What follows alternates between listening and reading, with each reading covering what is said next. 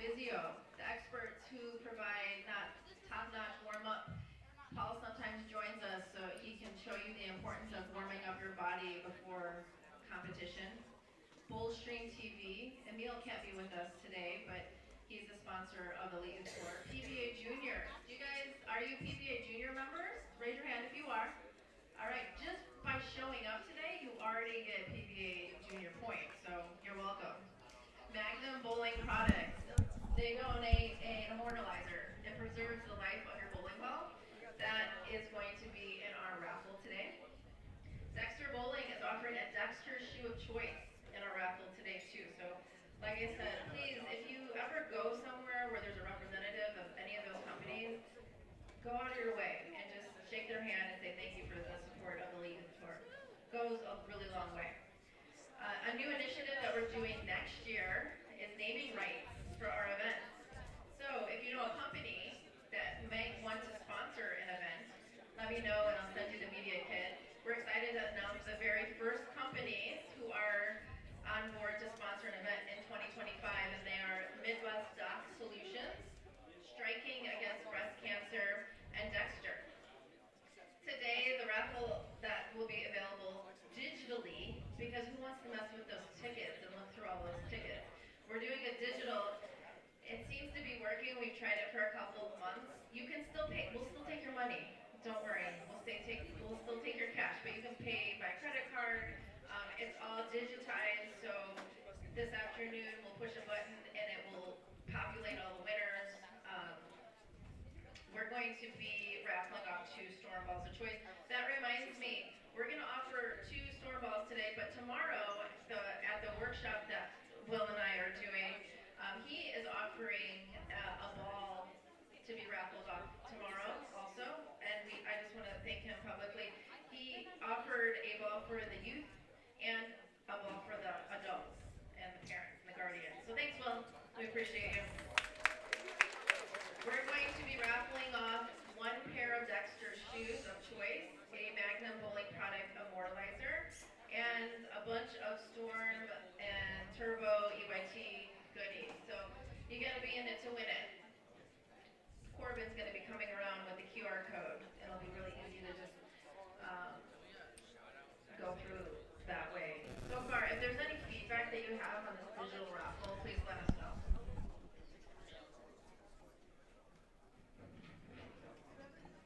All right, I want to acknowledge my amazing team because I cannot obviously do a big event like this without them. Tournament Director Rochelle Blake. We've got logistics and scores, Megan, Joanne, Steven, merchandise, Aretha's there in the raffle. Corbin is here taking your money to give it back to you. And on the live stream today, we've got Riley. Riley's going to be live streaming, so make sure that when it goes live, you go to your Facebook page and you share it. I want everybody to share the live stream today. Also, I want to shout out Amanda. She's the reason that you get your money in your smart accounts. And although she's not here, she's very important to our team. Big thanks to one of my favorite setters,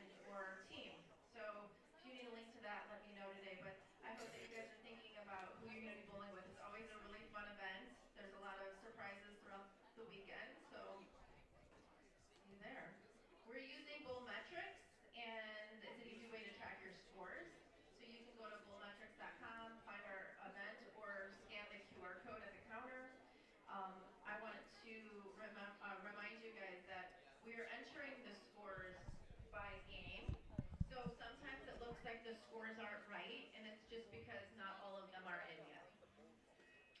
We are going to be bowling 5 games today. We're going to skip one pair. How many pairs are we going to skip? Thank you to just these kids that are paying attention to me. How many pairs are we going to skip? I don't hear anybody down here. Okay, thank you. They're the ones that come up to me afterwards and say, how many pairs can we skip? All right. This is really important. This next announcement. We have these yellow sheets behind your lanes, and those are where you need to write your score down on. But something weird happened last event, and there were a lot of scores missing. It's never really happened before, so it was kind of weird that it didn't just happen to one person. Even if you bowl bad, you have to fill in your scores on that yellow sheet. Your recap, I don't really care what you do with that. You can rip it up and throw it away. But those yellow score sheets, if you have a missing score, even if you don't make the cut, which was really weird because some people that made the cut didn't make sure that their score was written down. So it just causes an issue for us. It makes it harder for us to get the scores accurate and efficient. So I'm going to give you guys one more chance to make sure that everybody makes sure that their score, first of all, if somebody else is writing it down, it's still your responsibility to make sure it's accurate. So thanks to whoever writes them down, whether it's a parent or another bowler, but you still need to check your score. If it is a problem today, I'm going to have to start putting the hammer down and like finding the people that don't write their score in. Don't worry, I'm not taking the money. It's going to go into the scholarship fund.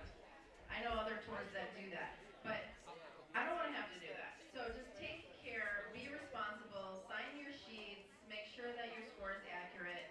We're trying to set you guys up to become professionals, and professionals don't leave their score sheets open and unfilled out.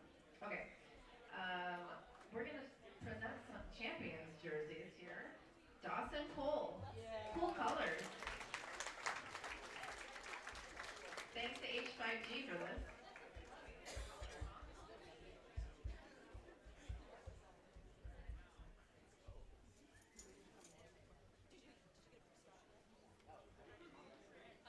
And we have some Battle Royale jerseys here.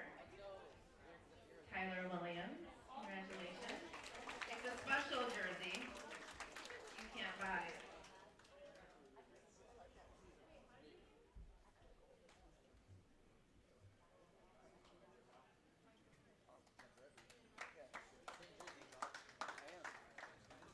Autumn Strode, congratulations.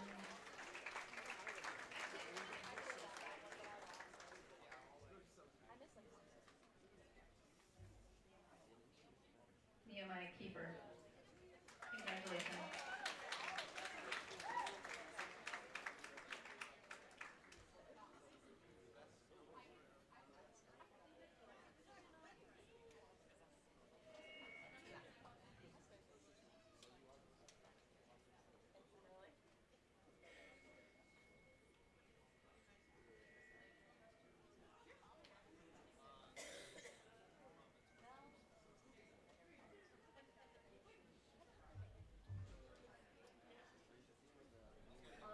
Unfortunately, Phil Switalski isn't here to sing us our national anthem, so Luke, no, I'm just kidding. Luke is not going. I asked him today if he's going to fit in that department. But he did send in a YouTube video when he sang, I think, was it the White Sox? Yeah, it's from a stadium performance, which is so cool. So we're going to play that for you guys. So it's like he's kind of here.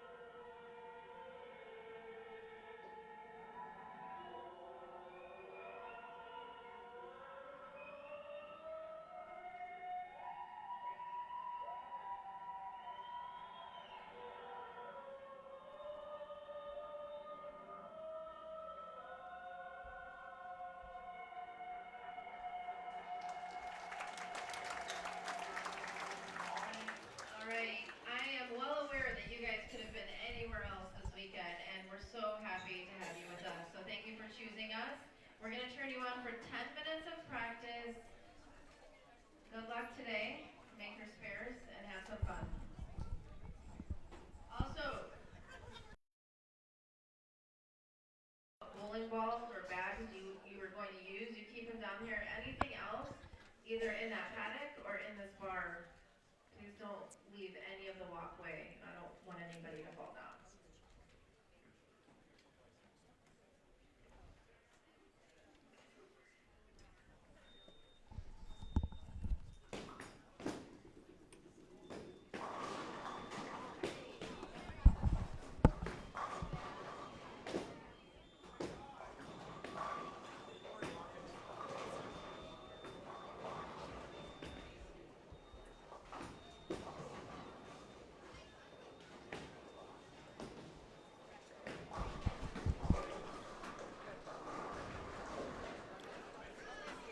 Testing 1 2.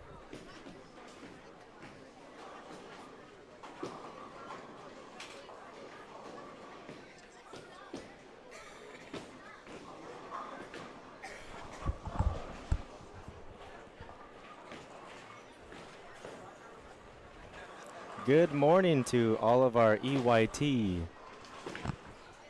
family, friends, and fans on this sunny and I would say pretty nice first weekend in November of 2024. My name is Riley Smith, and we are coming to you live, courtesy of Bowlstream TV at River Rand Bowl in Des Plaines, Illinois. This is the 116th edition of the Elite Youth Tour. And as always, I'm very excited to be a part of this. Every day that the EYT is going on is a great day. Thank you all for joining. As we get started, please tell your family and friends and share this link so that they can enjoy some of the best youth bowlers in the country, and I would say in the world as well, compete on a very challenging pattern today.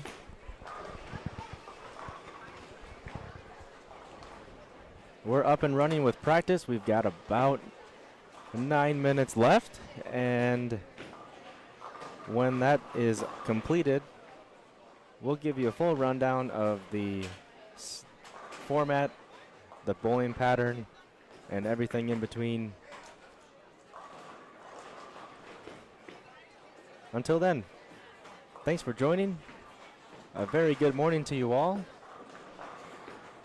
And if you are watching, please drop a comment. We are using the EYT live stream equipment today. We don't have the luxury of Emil's beautiful professional set that he's able to bring in, so the audio, I just want to do a check and make sure you guys can hear me okay. So drop a comment, let me know before we get into the thick of things.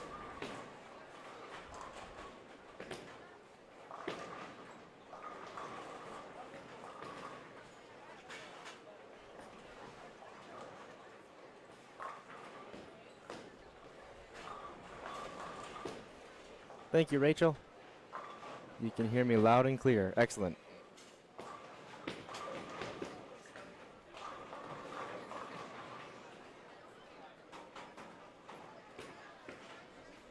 Looks like Rachel is coming in from San Antonio, Texas. Thank you for joining.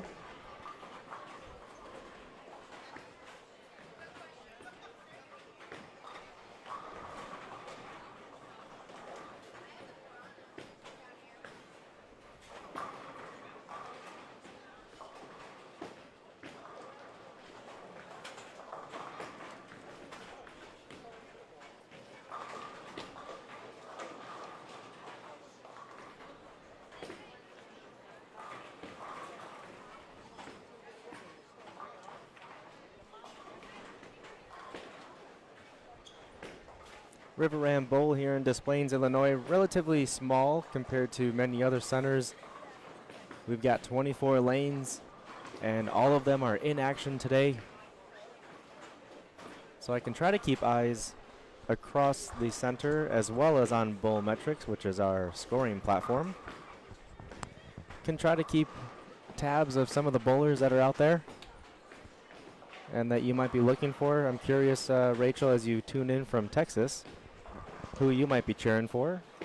Anyone in particular that I can keep an eye on for you, or maybe they're on the live stream in game 1 here. We are live streaming lanes 11, 12, 13, 14. And then these bowlers will skip one pair to the right. So every game we will have a new set of bowlers through the 5 games of qualifying.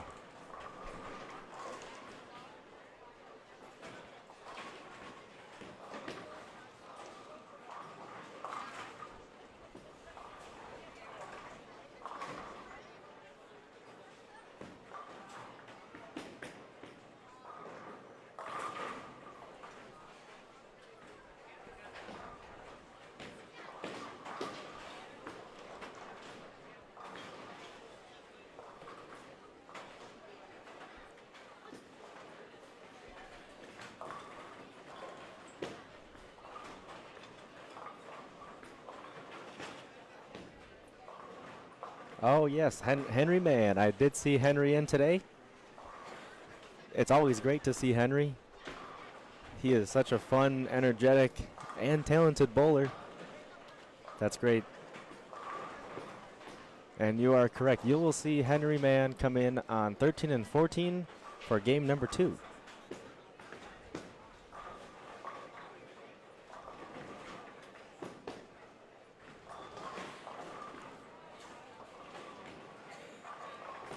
And that's an interesting fact. Thank you, Rachel. So Rachel Tooney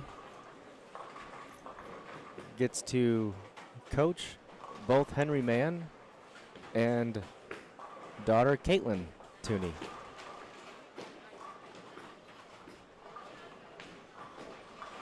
That's very cool. Thanks for dropping some knowledge there, Rachel. And it's a pleasure to meet you over live stream here. I'll keep you updated on Henry's progress in game number 1. You'll see him possibly in just the bottom left-hand corner of our screen on 9 and 10. Henry is supporting a light blue jersey today with paw prints and dog bones scattered throughout.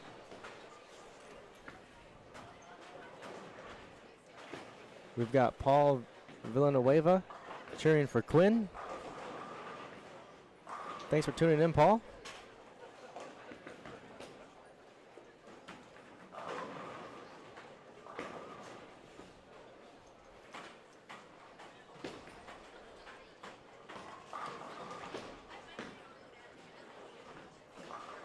And good timing for Paul to join. Quinn is on 11 and 12, right in front of us in the live stream. He's supporting a black and white jersey.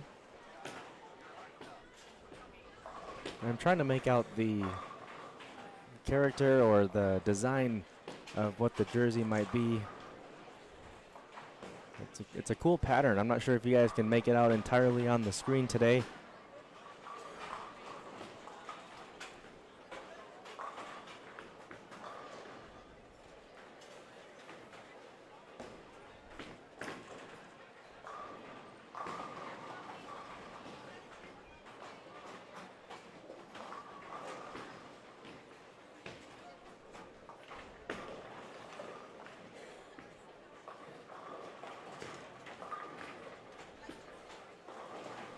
Cool, we got some activity in the chat. I like it. Let's keep it going. So, Mr. Kyle Zaremba, KZ, it's a little bit early for you, bud. A little bit early in the day. I'm used to you tuning into the EYT Elite stream more around 10:30 a.m. or so. I think he must have had an early night after his Friday night league. I know he bowls a little bit early, unless he's tuning in and then he's going to take an hour nap after this. Thanks for joining, KZ. Appreciate ya.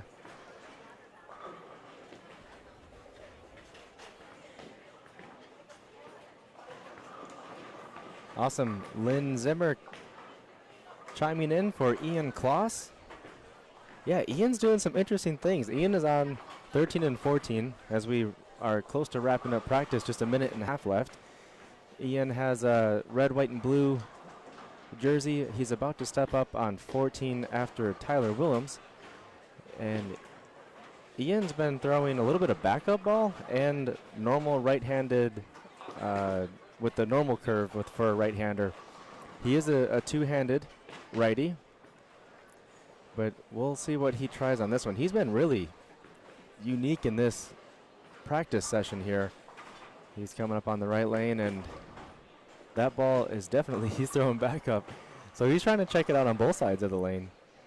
And that's what practice is for, try to see what kind of lines are out there, and he's definitely thinking outside the box today.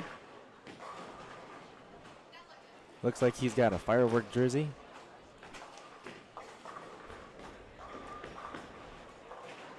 And of course, we've got Helen Lee. Thanks for joining as always.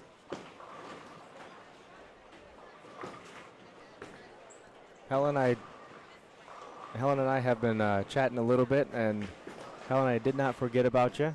I was on a work trip out to Allentown, Pennsylvania this week, and man, work trips are wild. So busy. They are very tiring. Basically working from 7 a.m. until 8 p.m. It's a long couple of days when we're on work travel. I barely get to call my wife during work travel. But I'll get back to you, Helen. I'm looking forward to extending our conversations, and always willing to help anybody that has any type of bowling questions. Willing to help right now as we're on the stream, or anytime in between our EYT events as well. I'll get to your question in just a little bit here. We'll talk about the patterns, the format, and things like that in just a little bit. Another shout out, we've got Michelle Anderson giving a shout out to Sabrina and Sydney Anderson. Twin star power. No way, that's awesome. I gotta, let's see where they're at, if I can spot some names on their jerseys. Hopefully if they're twins, I hope, for the sake of my announcing today, I hope they have name jerseys. Otherwise, it'll be a struggle for me to keep track of twins. And we're off. There we go. Mats Thunberg gets us started with a strike in his first frame. And we are off and running here at the Elite Youth Tour Riverand Bowl. Our November 2024 edition, the 116th event of the EYT's career. We've been active for over 10 years of youth bowling. And this tour has grown to great heights, seeing some of the best youth bowlers come across the tour, eventually make their way into collegiate bowling, professional bowling. We've seen EYT bowlers go on to win tour titles, collegiate titles, Team USA, and medals. So some of the best come through the EYT, and we are so proud of that.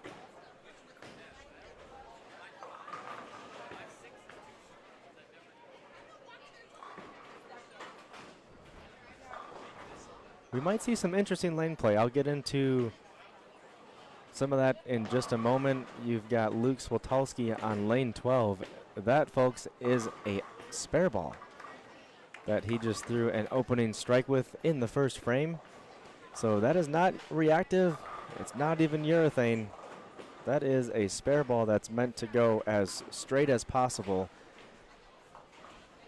And that's an interesting game plan, but it might make sense based on the pattern we're bowling on. In the meantime, I want to open up by thanking all of our sponsors. Without our sponsors, this would not be possible. So a special thanks to Storm Products, Dexter, H5G Bowling, Turbo 2-in-1 Grips, Bowlstream TV, and Emil Williams Jr. Emil is in Lockport, Illinois, and he's he's streaming a PBA regional over in Lockport at Strike and Spare 2. Chris Watson and the group over there do a fantastic job.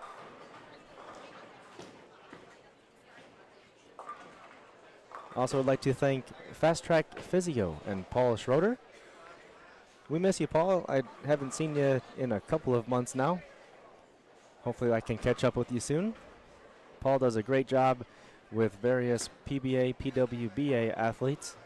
Go ahead and take a look at his Facebook page and his website. Does a great job getting bowlers in gear for tour season or recovered from injuries.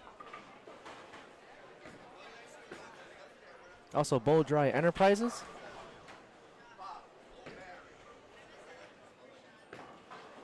We've got Magnum Bowling Products as well that sends in some awesome product, the Immortalizer. And last but not least, Gail Volschel and all of his support.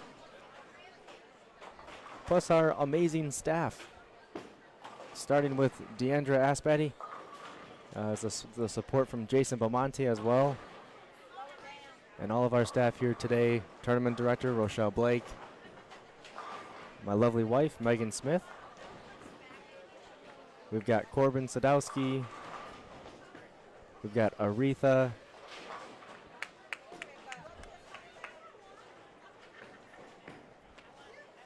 I'm probably missing some. I'm trying to look around and see if anybody showed up later.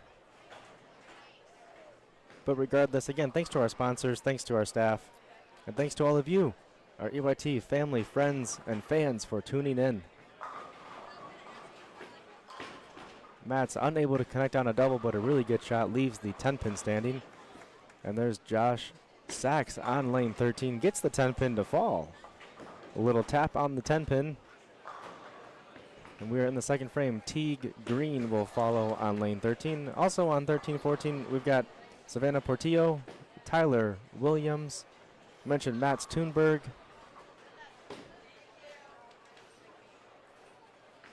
That's 5 of the 8. Looks like we have also got Skylar Petz out of Kenosha, Wisconsin, my hometown.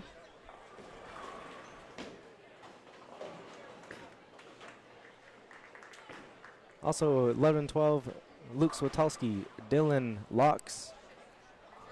We've got Abby Hellingser, Quinn Villanueva, who we just mentioned previously. As we also have Paul Villanueva tuning in.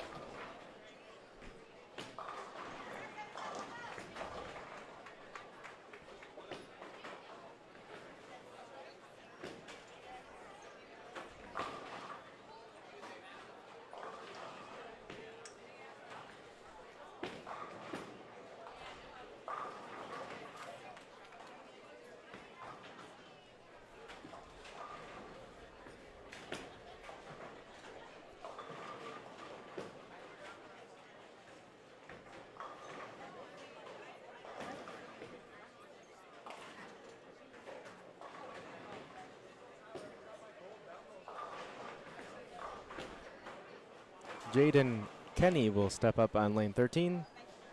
And still waiting to see who will round out our live stream pairs. We'll give them a shout out as they come up for their second or third frames of qualifying. In the meantime, thanks for the interaction, everybody. Let's keep it going. There was a question about the pattern, so let's go through what we will see today. First off, with the format, 5 games of qualifying. And each bowler will skip 1 pair to the right.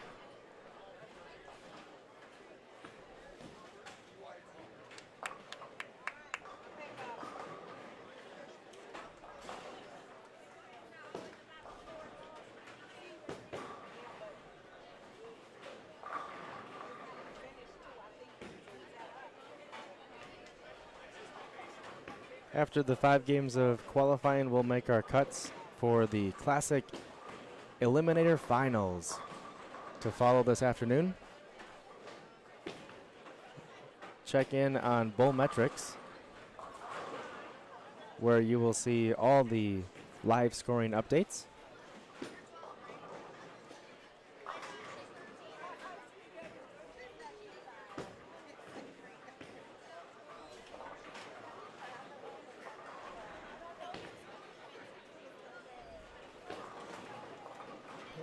Forgive me while I take a look here. I'm trying to find our link to the bowling pattern. And I think I just got a hold of it. Here we go.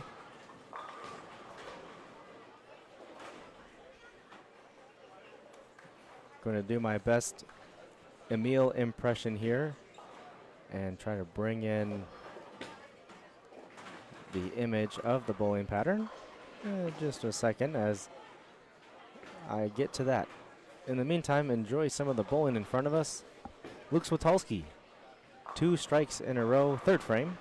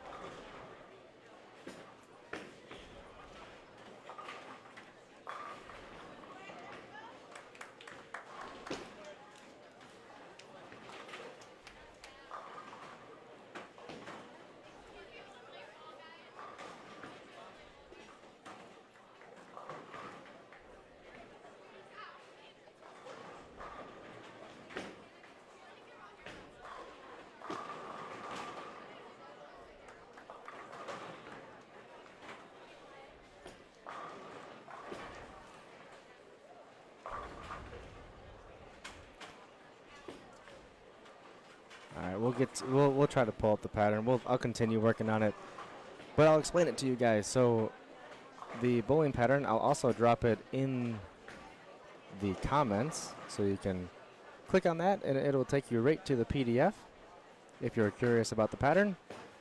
And it is the 2023 Intercollegiate Nationals pattern, which the women bowled on, not the men's side. This is the women's side. It's a very unique pattern, and I'm expecting it to be very difficult. And we almost had an excellent split conversion from Skylar Petz. That was the 2-4-8-10. The 10-pin was wiggling. A very good effort there. So 2023 Intercollegiate Nationals Women's Singles pattern. This is a total of 38 feet. The most interesting thing about this pattern, it is 18.7 mils of oil. 18.7. For reference, we've been on patterns that have been 30, 35 milliliters of oil. Some patterns go up to possibly, they might touch 40 milliliters of oil. And the higher that number is for total oil on the lane, means that it's higher volume. It means that it's harder to create friction the higher it is. And you'll see more volume on these lanes for 2 main reasons. Number one, the bowling balls that these manufacturers like Storm are making are so strong nowadays. They can hook on a lot of oil. So to combat that, bowling alleys are putting more oil on the lanes, and bowling ball providers are making stronger equipment. The second area is the conditions of the lanes. So a lot of bowling centers with older lanes, maybe 30 years old the lanes could be, and that creates a lot of topography and softer lane surfaces, which increases the amount of hook on the lane. So between those two factors, we're seeing a lot of patterns that are created with high mils of oil. This is the lowest that I've seen in many years. Many years. I mean, I can't remember a pattern under 20 mils that I've bowled on since my junior gold days, which was, 2016 or so is when I completed that.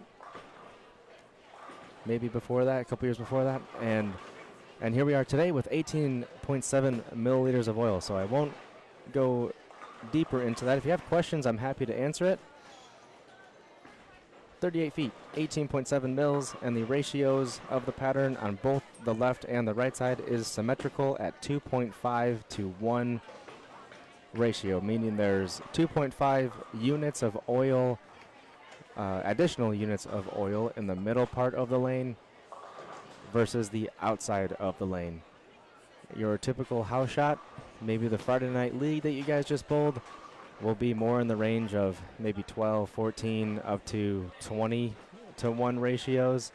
And that's where they have much more oil in the middle part of the lane and a lot less on the outside parts of the lane. The higher the ratio, the quote-unquote easier the pattern will be. And lower the ratio, the more difficult pattern it will play. So 2.5 to 1 is really, it's going to be difficult. The hardest you can make is 1 to 1. And it's going to be a challenge for our bowlers between the length at 38 feet, the volume at 18.7 mils, and the ratios of 2.5 to 1.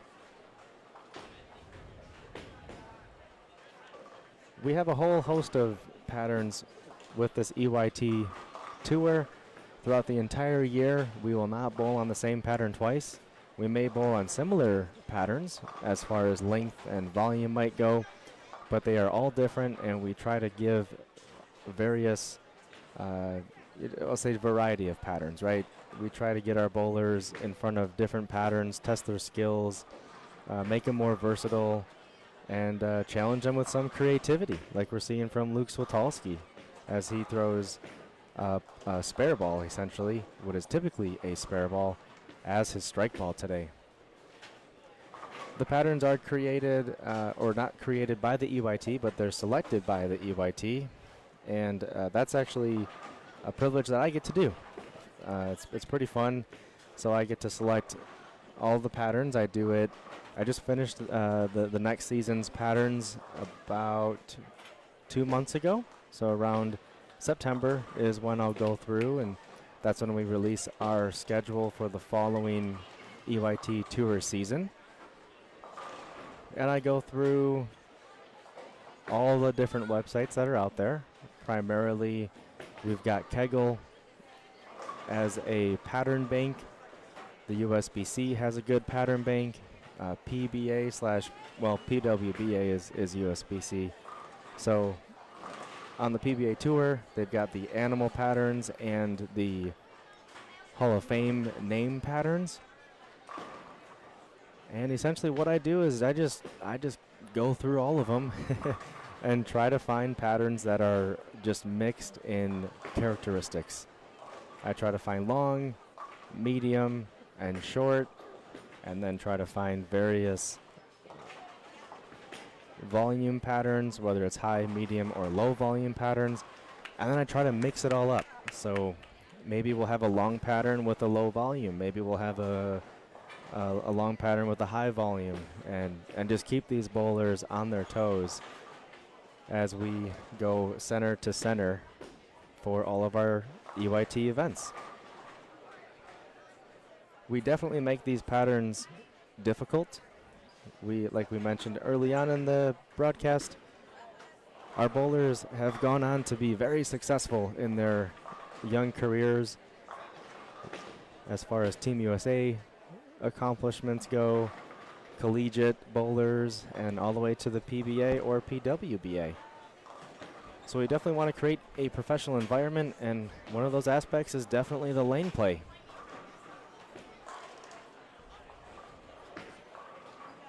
So there's a little bit of a recap on how the patterns are selected for the EYT.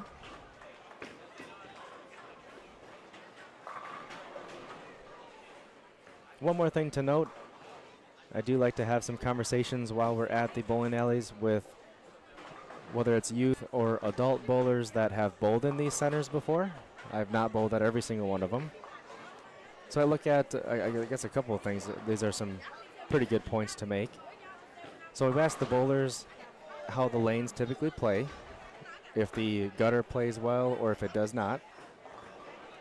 I'll talk to the proprietors sometimes and other pro shop owners that might be affiliated with them, like Will Clark here today, the Bowlers ER. Shout out to Will, and ask him for some feedback. Another area I look at is the bowl metrics data.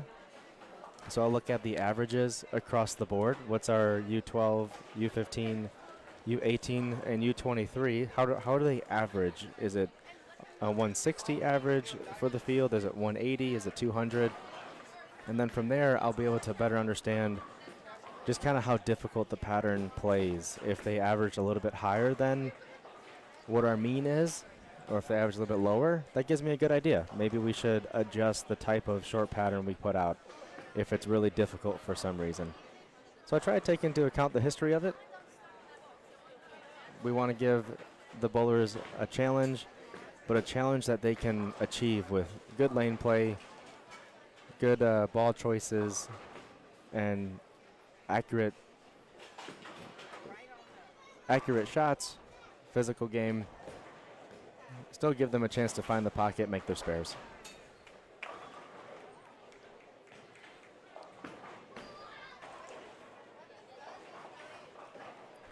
Awesome, we've got a couple people cheering for Tyler. We've got Kelly and Erlene cheering for Tyler Williams. Tyler is supporting a H5G bowling jersey for his most recent victory at our EYT Battle Royale. So he is a major champion now on the EYT Tour. That was a huge accomplishment for Tyler. To win the Battle Royale is very difficult. Battle Royale runs 15 games of qualifying. It's a 2-day event that we have. And then we have an extended finals format. Really challenging event to win. It's basically a mini junior gold that's ran in 2 days over a Saturday and Sunday weekend. But shout out to Tyler for winning his division just a couple months ago, and he gets to wear the fashionable H5G bowling jersey that comes with it.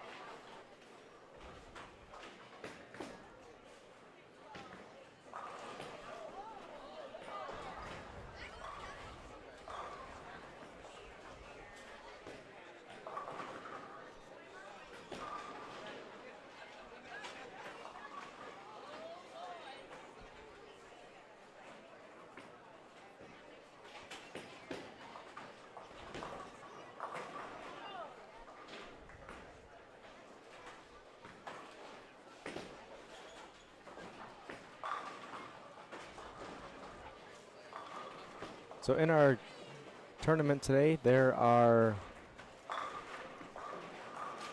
we've got the normal 4 different age divisions, and then we've got the boys and girls on each side. In the U12 division,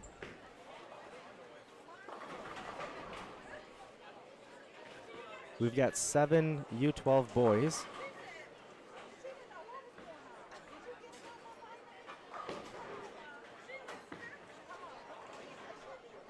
In the U12 girls division, there's 4. 11 bowlers for U15 boys. 13 for the U15 girls. U18 is our largest division. For the boys, there's 27. And U18 girls, there's 19. It's good to see the U23 division expand slightly. We've got 10 total bowlers today. So in total, a pretty good turnout. We've got 91 competitors today. Again, here at Riverland Bowl, Des Plaines, Illinois. I see Chad Kloss just dropped a comment. That's awesome. Thanks for tuning in, Chad. Of course, cheering for Ian. Ian, the last shot I saw him throw on the right lane was a great pocket hit, but it was a stone 9-pin. Thanks for tuning in, Chad. Chad, a very accomplished bowler in his own right, pro shop owner as well, up in a Wisconsin area. I think it's somewhere in Muskego, somewhere around that area. Kind of a Milwaukee suburb is where Chad is out of. Haven't seen Chad for a while. I hope he's doing good. I think, Chad, if a little conversation real quick. I think I saw you were recovering from maybe a surgery of some type and taking it easy with like a 12-pound ball as you start to recover and try to bring it back into your competitive form again. Haven't seen you for a while, but hope you're doing well. Yeah, let me know what's going on over there.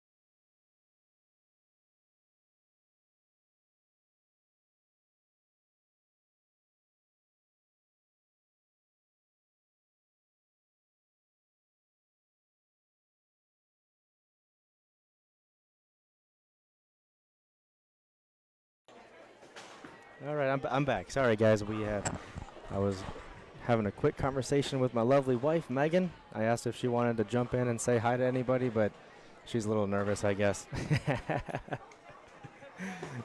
So we're back. Sorry about that. Yeah, Rachel. I had to pause the audio for just a second there. And look at this. We've got Mr. Steve Reisinger that's listening in today. That's awesome, Steve. Thanks for tuning in. I work with Steve during our professional, I guess you could say, business jobs, not the little weekend stuff that we do. So Steve, that's very kind of you to join. Thanks for tuning in. You get to see some of the best youth bowlers in the country today. And here's Ian Kloss that had a really good start to his game. In the 7th frame, comes up high on that one, missed left of target, comes up on the head pin, and he's got the 3-6-10 spare conversion. And we're more than halfway through game number 1. We've got 5 games of bowling today. We recap the bowling pattern that they're on. We've got 91 bowlers in the field. We recap that. We've got an awesome chat going on. Thanks to everybody for tuning in and keeping the chat interesting with good questions and good support. Want to get back to what Chad had mentioned. So again, Chad Kloss, he's watching Ian Kloss here, a good spare. He is moving up to 13 pounds now. And, oh, okay, they moved. So the mentioned that Chad owns a pro shop where you can get your bowling balls. You can purchase bowling balls, get them drilled. I'm sure you can even take lessons if you needed to, and all the other bowling needs. but he has moved the bowlers headquarters inside of Classic Lanes, Greenfield. I'm sure that's a big advantage for you, Chad. Instead of a standalone shop, to be inside of a bowling alley is a great advantage. And Chad's hoping to get up to lacrosse in 3 weeks. So the Lacrosse Open in La Crosse, Wisconsin is a big adult tournament that draws in a lot of bowlers from kind of like the Wisconsin, Illinois, Iowa, Minnesota, and possibly even further into the Dakotas. La Crosse, Wisconsin is way up northwest in the state. That's awesome. Hopefully you can get out there, Chad. That'd be great. Keep recovering. now Chad's getting his coaching hat on for Jaden Kenny.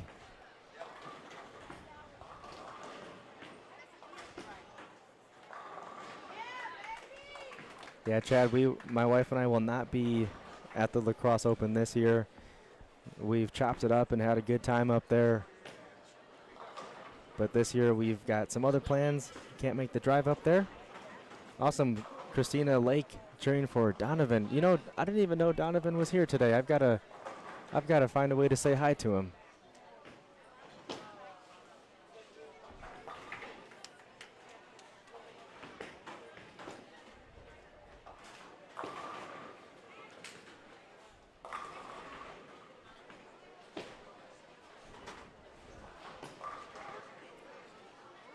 All right, we have approached the 10th frame on lanes 11 and 12.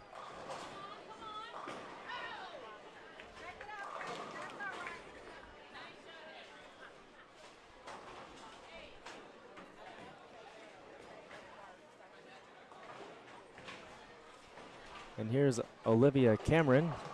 Have not mentioned her name yet.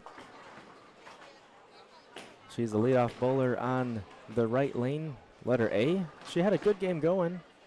Leaves a washout, unfortunately, here in the 10th frame. The 1-2-4-10 is left standing.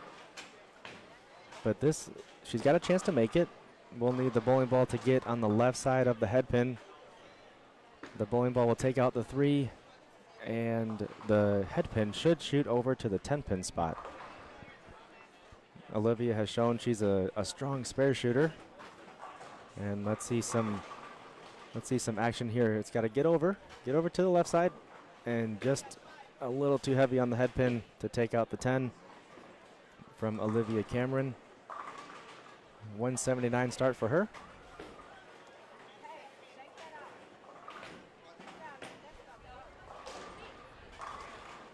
Bianca Waters already in the 200s with her first game. She started out with 4 strikes in a row, converted a nice single pin spare, followed by a double. And the last 2 frames have been a little bit iffy with a 6 spare and then 8-1. Oh, and actually threw a really good ball. A little bit of deflection as the ball hit the pins. And with that deflection, wasn't quite strong enough to bring the 4-5-7 down, and that's a split that she's left. Luke Switalski looking at double. Lane 11. Leaked that ball a little bit to the right, and he gets a 6 count. Bianca is going to switch to her spare ball and almost gets it around there, but takes 1, and still a good start. 210, which is right now it's the highest game that I can see around. We've got some opportunities from other bowlers to get over 210, but Bianca, I'm sure, is very proud of that start. A little bit of transition came in the back half of the game, and a good spare from Luke. So real quick on Luke Switalski, you'll see him on lane 11 to his fill ball to finish out this game in the 10th frame. Luke is throwing, I mentioned this before, but again, Luke is throwing a spare ball. This is typically what you would throw as your second ball when maybe there's 1 or 2 pins standing. And those bowling balls are meant to go like completely straight. They're really not meant to curve or create any type of friction and action, but that's what he's using as his strike ball. And what he's done is taken that spare ball to a really high surface with maybe an Abralon pad, and that surface that he added to it makes the ball more dull and it's not shiny anymore. So what that means is he's trying to create more friction with that bowling ball. So we're on 18.7 milliliters of oil. That's really low volume for a pattern in today's game. Lower volume on a pattern means that there's already built-in friction on the lane, and you'll see the bowling balls hook much more than usual because of the low volume. So Luke Switalski is a really powerful bowler. He's a two-hander. He has a lot of revs, a lot of speed, and he can really create a lot of motion with his normal bowling balls. Since he can do so much with his power, he had to go down all the way to his weakest bowling ball in his arsenal, and he's throwing his spare ball as a strike ball. And as we saw in the game, he was able to create a little bit of motion with it. I hope that all makes sense, as we have some other bowlers that are throwing reactive and urethane balls to try to create more motion. Maybe their rev rate is a little bit lower, or they don't have as much power. Here's Quinn in his 10th frame, a little bit wide of target, misses the head pin right. Dylan Locks has a chance here for a strike in his fill ball to shoot 200 on the nose. Lane 11. Also a little bit right of target, but a good game. One open to start his first frame, and he comes back with a couple of strikes, plenty of spares in between, and finishes with 197.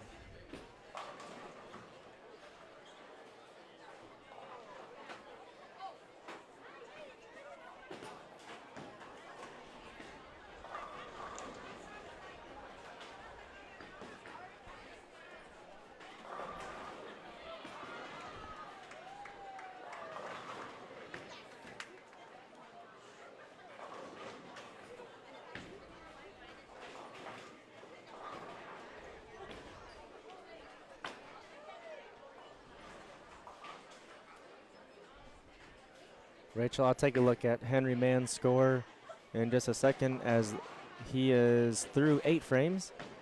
The 9th frame is upcoming. Josh Sachs, man, 14 is leaving a couple of 9 pins for us. I think that's his second one, and Ian had at least one over there on the right lane.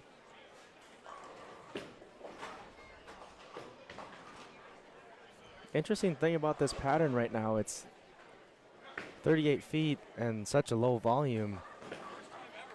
So much built-in friction already.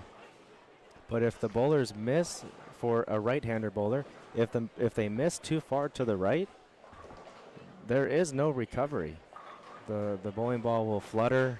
It's going to miss the friction, and as we've seen a couple of times, misses the head pin to the right.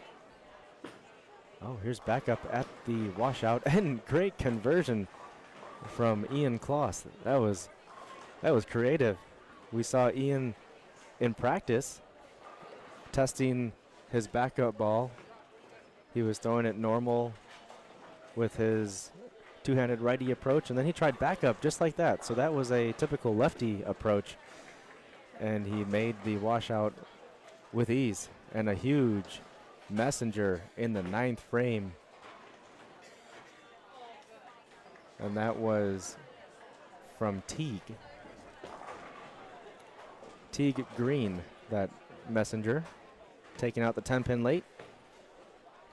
Now Kenny. So Jaden started his game out with a strike. He's been searching ever since. 9th frame.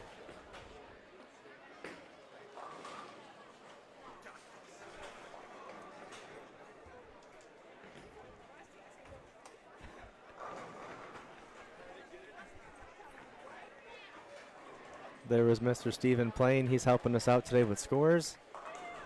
Reminder, go to Bowl Metrics. I've got the link pinned in my comments. Henry Mann is in his 9th frame. He left the 1-2-8 and he has 93 currently in the 8th frame. So a slow start for Henry. We'll see him in a few more frames on lanes 13 and 14. Savannah Portillo closes out her first game 144, and Savannah is the president of our youth council for the EYT. So she works alongside other EYT bowlers to do some fundraisers, work with the board of directors at the EYT, and help us with various activities, get some experience in a leadership role, work together with each other, and really a part of our mission is to empower these bowlers as future leaders. And the youth council is a great way that these bowlers have been able to do that. And Savannah, as the president, is leading the charge in that category.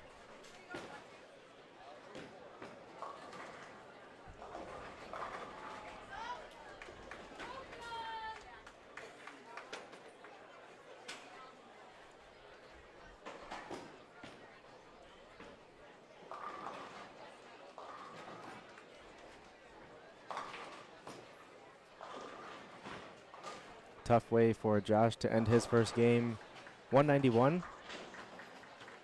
Still a good game overall. It is a challenging pattern.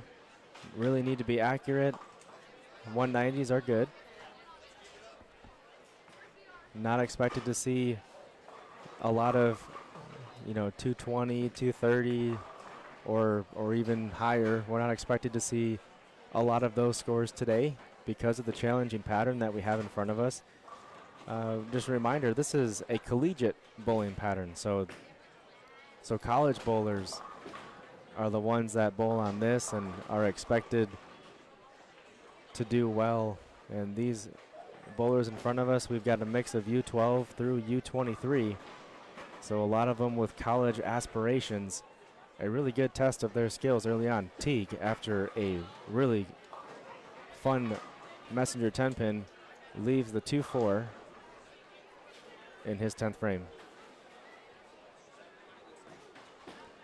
Tyler Williams throwing two-handed. He is traditionally a one-hander.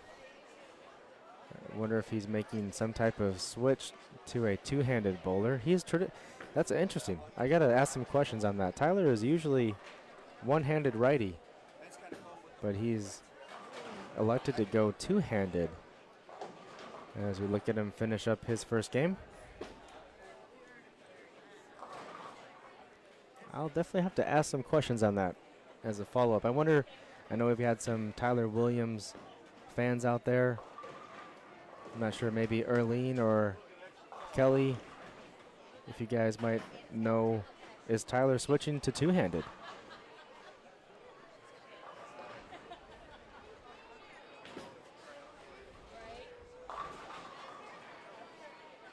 So Teague finishes his game a good comeback with 190 overall.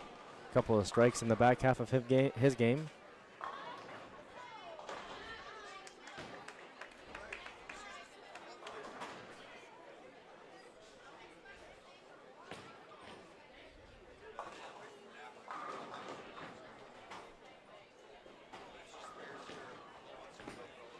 That looks like a better shot from Jaden, but it is hooking so much off the back of this pattern. It was almost right around 38 feet when Jaden's bowling ball just saw the friction and put on its left turn signal and came screaming back.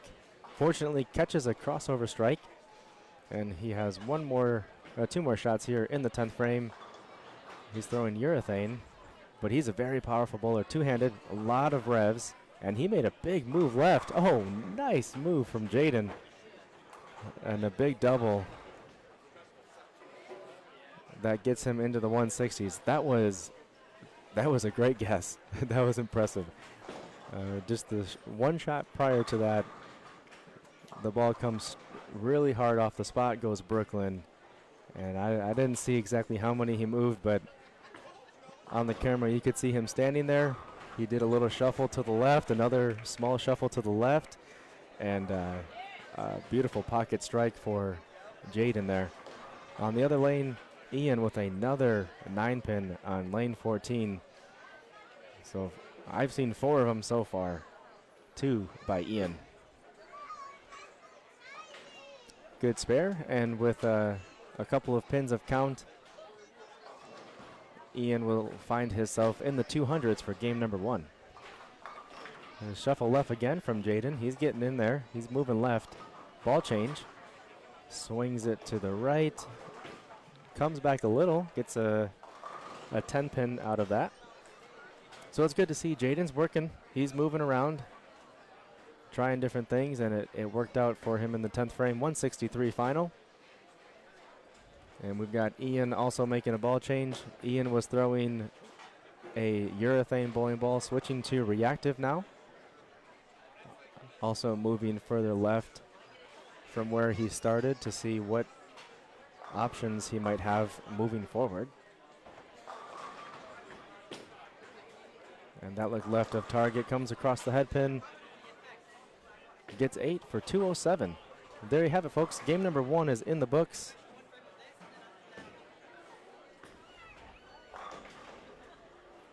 And going back to Tyler Williams, a very talented bowler, a multi-time EYT champion. I mentioned he's wearing the Battle Royale jersey that he just got today for his victory a couple of months ago. Awesome. Nana Rue is cheering for Tyler.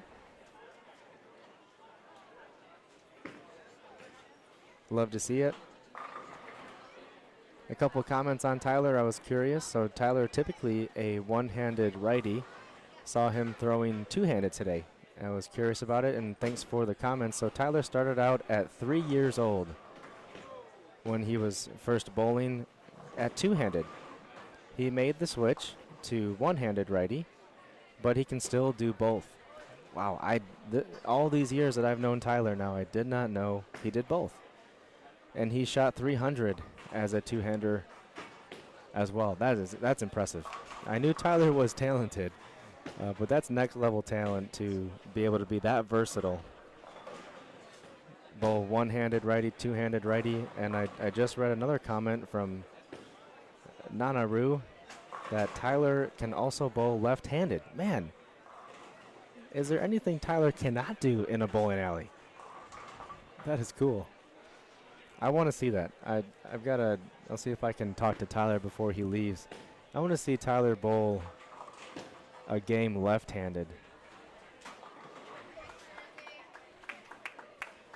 All right, so we are off to game number 2. As we bring in our U12 bowlers.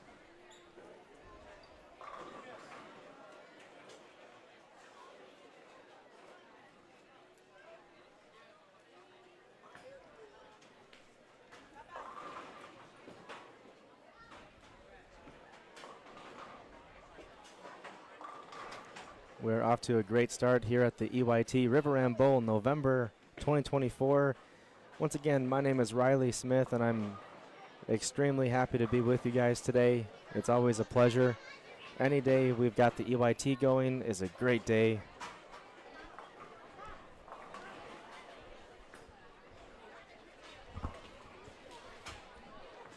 #116th edition of the EYT, and today we are doing a food drive, canned food drive for a Chicago food shelter as we approach the holidays. With November, we've got Thanksgiving at the back half of this month. So every EYT event that we run is some type of charitable giving. In the past, we've done things like coat drive. As I mentioned, we've got canned food drive going on now. We've also done striking against breast cancer, as a fundraiser. We've done a back to school kind of item drive. So we had like pencils, pens, folders, notebooks, and anything else, backpacks as well. anything that might be needed for back to school items.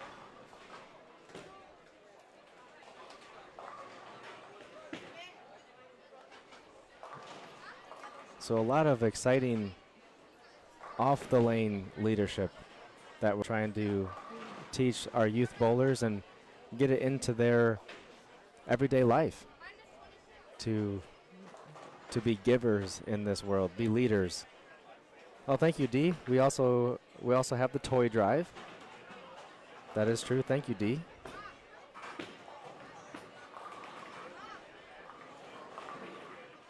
And the toy drive is going to be perfect with the holidays coming up as well.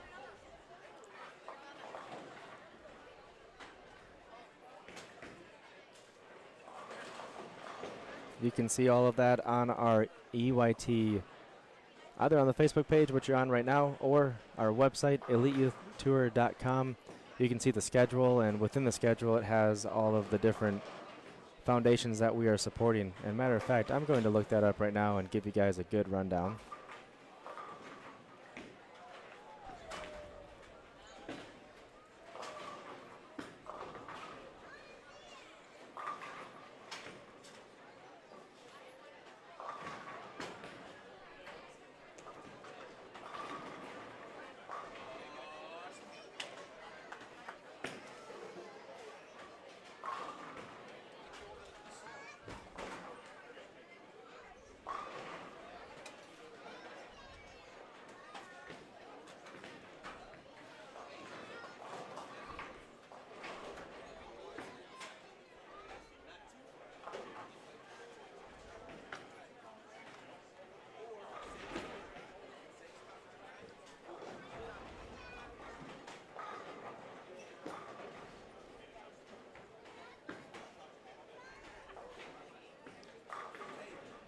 All right, here we've got the upcoming schedule. Give you guys a quick rundown. So as I was talking about, we do various off the lanes leadership opportunities and different drives to support the local community. It's a way for our bowlers to be leaders both on and off the lanes and basically support causes that are greater than what we're doing today. You know, it's awesome to give back to youth bowling and provide a platform for our youth to shine and practice their bowling skills, but a greater cause is to help those that are in need. We have in January Open Books mission to support citywide literacy. In February, we've got the Chicago Animal Care and Control plus Girl Scouts. March will be Cradle to Crayons, supporting children in need. In April, Connections for Abused Women and Their Children. The second April event, Bowlers to Veteran Link. June, Striking Against Breast Cancer.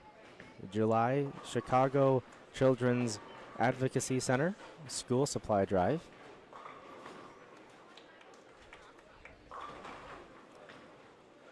As we go into the 2024-2025 season, we have the August Hines VA Hospital Toiletry Drive. September was the Coat Drive. October last month was Striking Against Breast Cancer. As I mentioned, this month is the Canned Food Drive, and that's going to the Chicago Food Depository. And next month, December, as Dee mentioned, we've got Toys for Tots, the Toy Drive.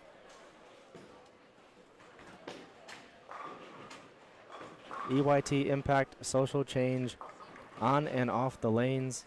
Again, you can see that on our website, eliteyouthtour.com. And we are off and running on game number 2.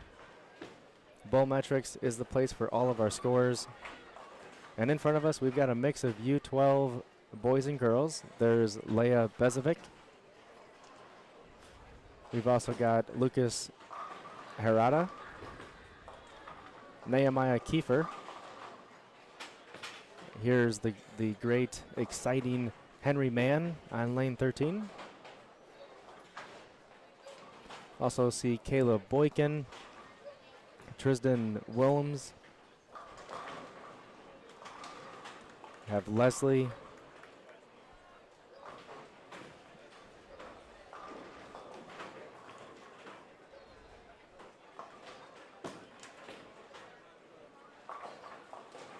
this is Leslie Majors on lane 12.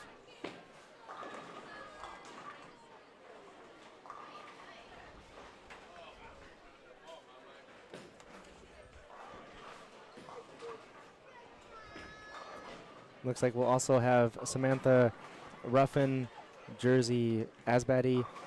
I mentioned Leslie Majors. We've got Amaya Ruffin as well.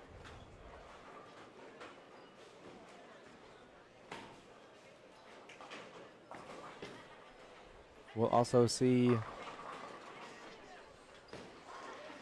Jace Walker. I mentioned Tristan Wilms. Alexander Santalese. He's on lane 11, about to bowl. We've got Carter Dahlmeyer, and I mentioned Henry Mann, who just cleaned up his spare nicely.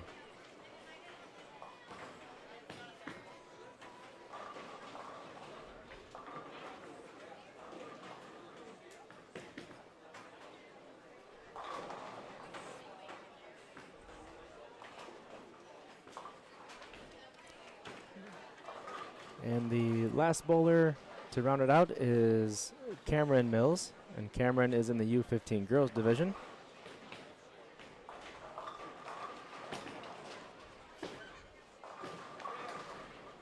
Alexander makes his spare on lane 11. And we get to see the joy of the U12 division. This is what it's all about for youth bowling. Starting these bowlers at such a young age, and just a breath of fresh air as an adult bowler myself to see these U12 competitors having just a great time making a spare, and then, you know, clapping for themselves and being very excited about it. Love to see it. Tristan is a big fan of Jason Belmonte. He's got the Belmo spare ball. He's wearing a Belmo replica jersey. Carter Fox will be next on lane 12.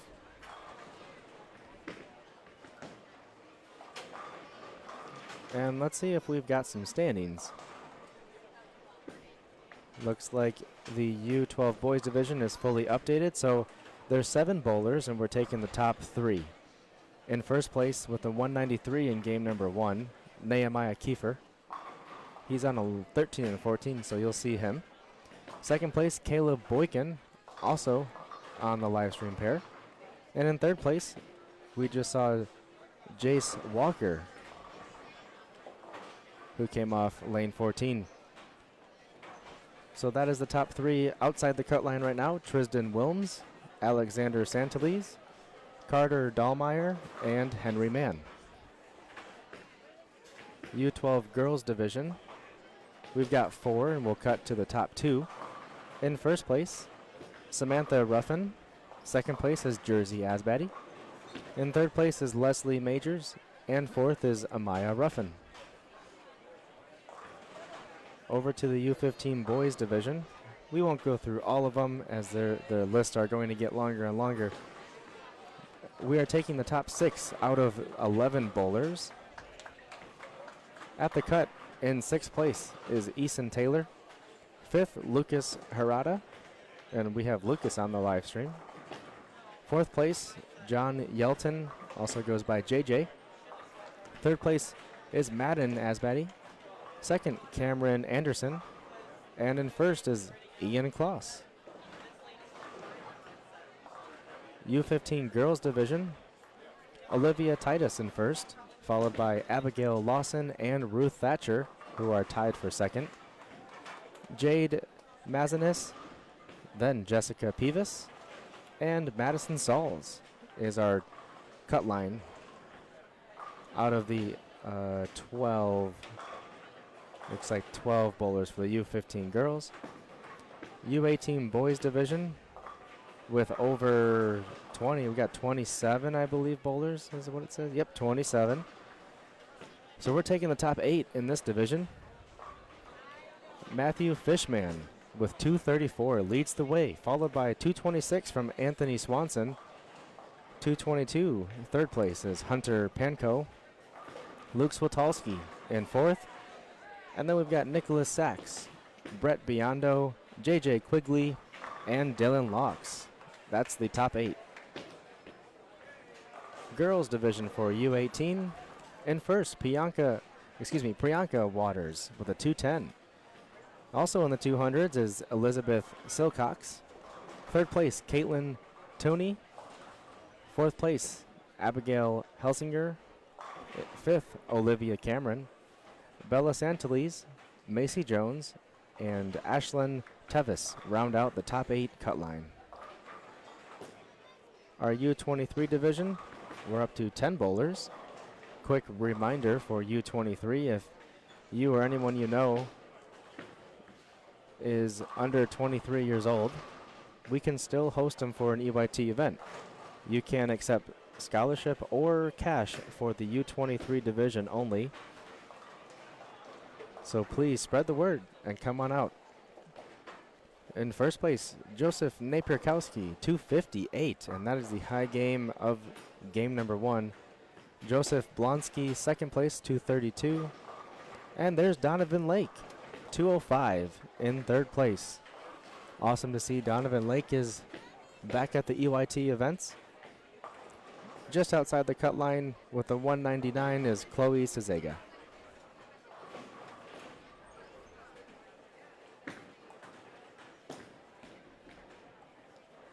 Anita cheering for TJ.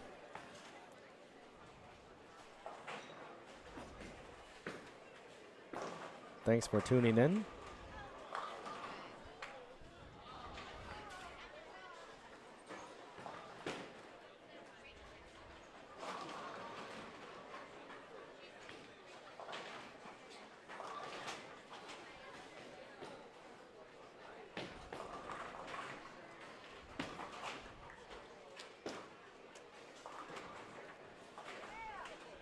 Nehemiah Kiefer stepping up on 13, extremely talented U12 division. And he's throwing a urethane ball as well. Came up a little bit high on the head pin. Nehemiah is a multi-time EYT champion now. I believe he's just shy of 5 EYT titles in his very early young career. He's had some I would say memorable and iconic matches that he's come away with victories in. Dramatic styles. 10th frame either needs a strike or a spare to win a match or win an EYT title, and he's come away successfully in at least 2 of them. One of them was against Caleb Boykin and the other against Henry Mann. And I got to see Henry and Nehemiah catching up in today's event, sharing some laughs and sharing some memories, which was really fun to see. Leia Bezovic, another prominent U12 bowler.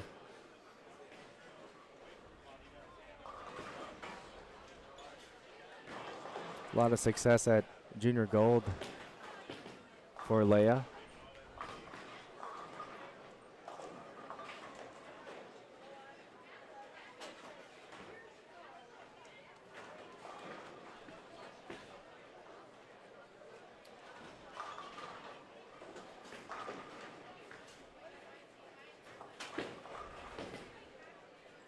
And that was a great shot on lane 14 from Abigail Lawson.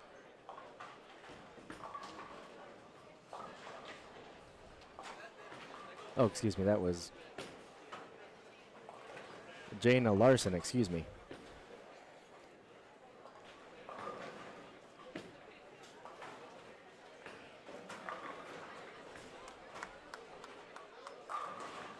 And Tristan with a nice strike halfway through. We're a little bit off with pace. As you can see, left lane is a little bit ahead of the right lane. It's a mix of either 7 or 8 bowlers per pair today with our 91 in total.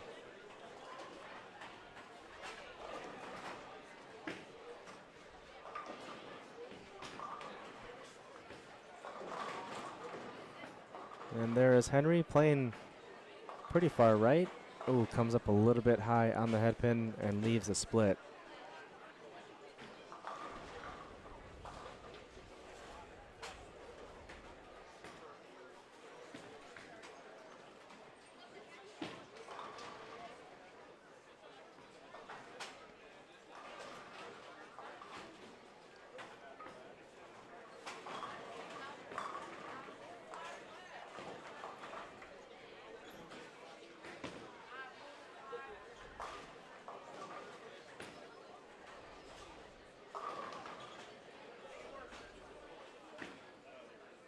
Oh, this one has a chance. Come over.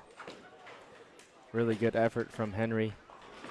Samantha Ruffin, lane 12, coming around the corner very nicely. And she is much further left than any other boulders right now, but making it work very nicely as she is through 6 frames with all spares and strikes.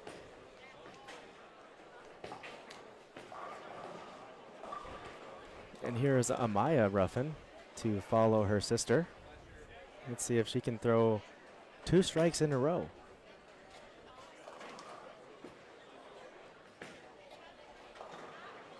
All right, Lucas gets a mixer.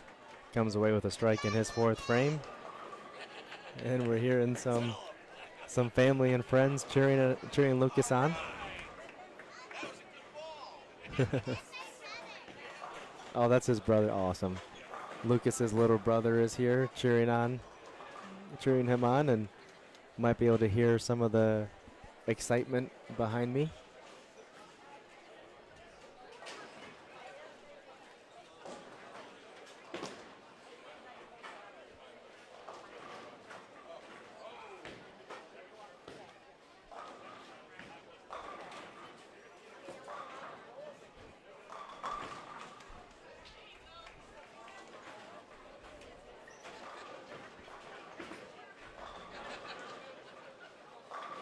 Oh, ringing 10 pin.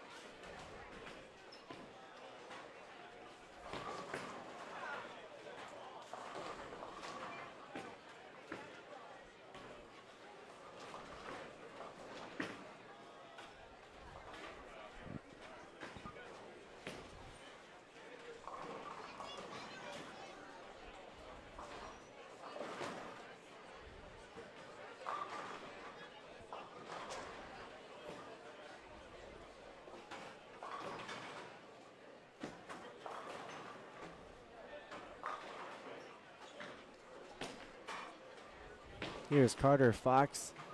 He's got a strike in the 6th. Can you make it a double? Little wide of target, leaves the 1-2. Jersey Asbady, the daughter of Deandra, our fearless leader of the EYT, and John, who I think John is here today. Thought I saw him walking around.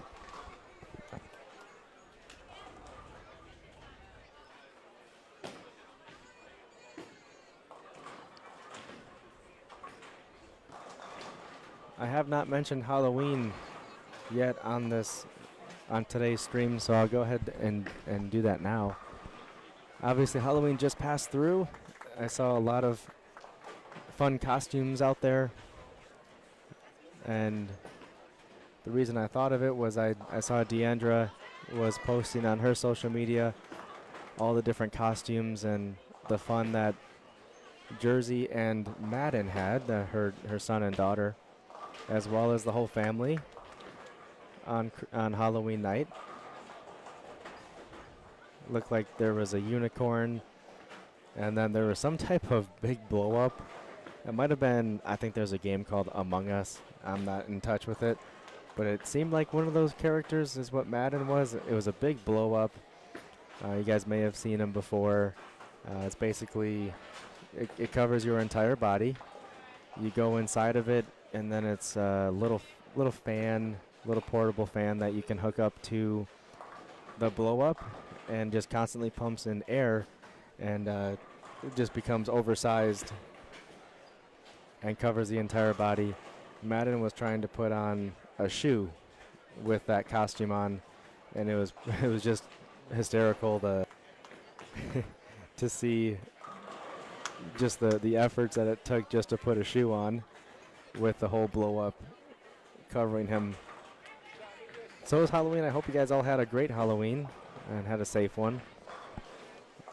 If you're eating a lot of candy, as my mom would say, who by the way chimed in a little bit ago, listening on their drive going to Madison to see some family. If you're eating the candy out there, my mom, as a dental hygienist for 40 years, would say brush and floss your teeth a little extra, with a little more care as the holiday season comes up, which started with Halloween and all the candy that's available to you. I'm sure if she's still listening, she's chuckling about that one. She was always hard on me with brushing my teeth and everything with her profession. So I had to give that little plug. You trained me well, Mom. You trained me well.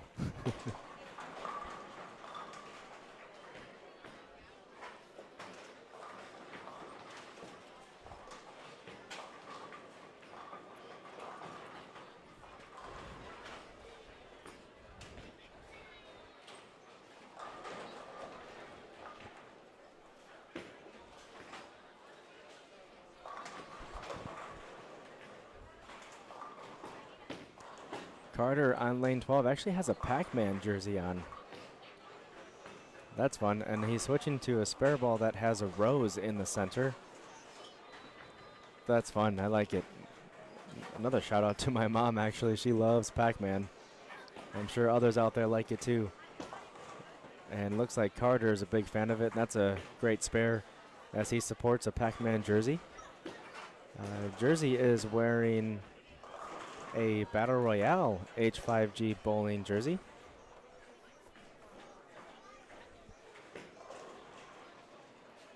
And matter of fact, we've got 2 Pac-Man jerseys. I missed it. Up on lane 14 as well. We'll see it in just a second in the corner of our screen. We'll have Cameron Mills. So we've got 2 Pac-Man jerseys. I don't know, that might be a first, unless there's been a doubles or team event where everyone has the same jersey. It could be the first time I've seen 2 Pac-Man jerseys on one live stream. Look at that. Only here at the Elite Youth Tour.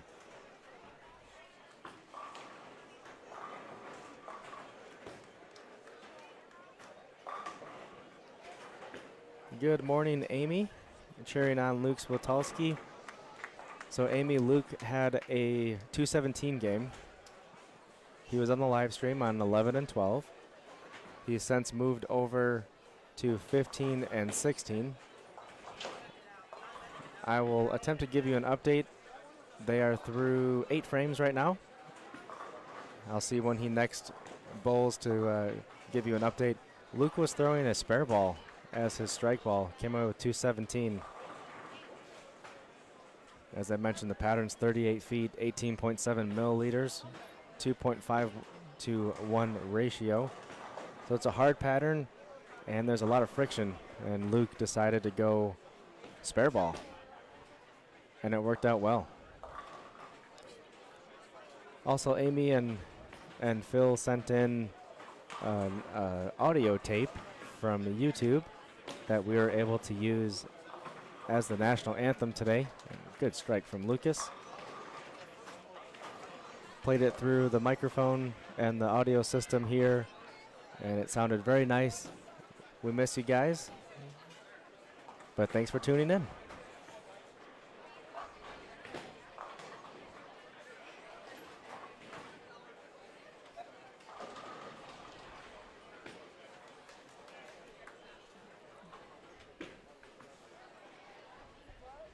All right, Tristan, good spare in his 8th frame.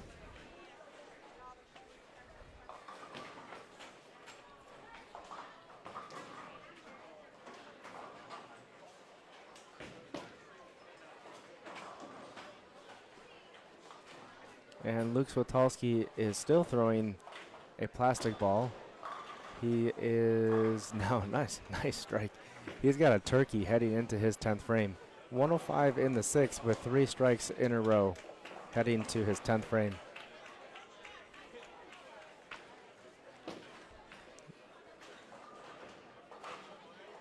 Ooh, almost gets the spare from Amaya Ruffin.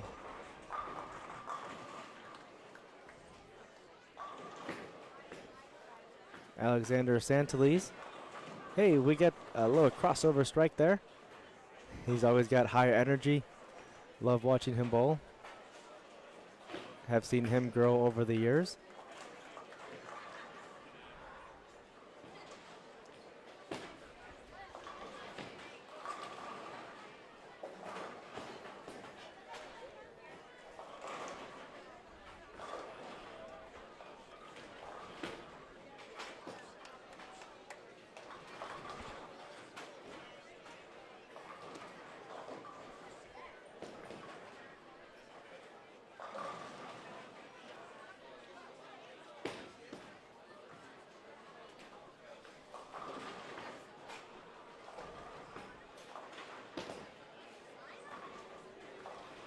All right, good spare jersey. She switched over to a spare ball and went straight at that spare. That's not easy to do at a young age. As a kid, I would always be throwing my first ball at my spares, trying to hook at everything. Not until later on did I learn how to flatten my hand out and throw straight at spares. So at a young age, really good coaching for these U12 bowlers, switching to spare balls, changing their hand position, and being able to make their spares much better than I think I was ever able to at this age. Very fun to see.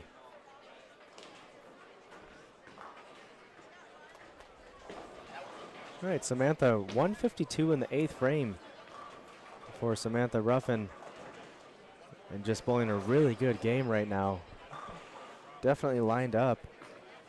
Playing a different part of the lane than we've seen from anybody else, a little bit deeper.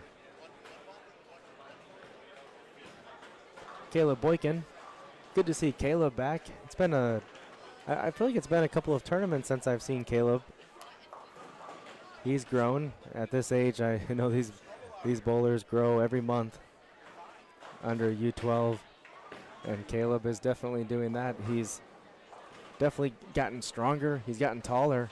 And his ball speed on that one, it was 14 miles per hour. I remember Caleb used to be in the 11 or 12 miles per hour range. So as he gets stronger, throwing it faster. And he has to learn a little bit of a new game. As you grow, you take longer steps. You have a further slide. As Caleb does, he slides. Your slide becomes longer. If your feet get bigger, you might foul a couple of times and need to learn to shorten your steps or move back on the approach. Among other things, that's a key point that these young bowlers need to keep an eye on as they develop and grow.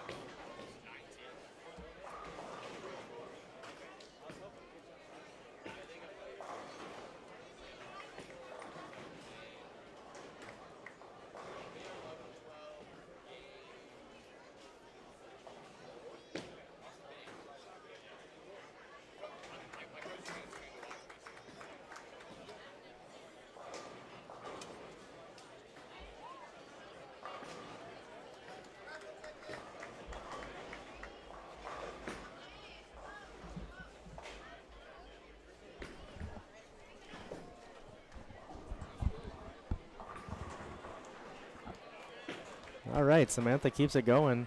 10th frame with a strike.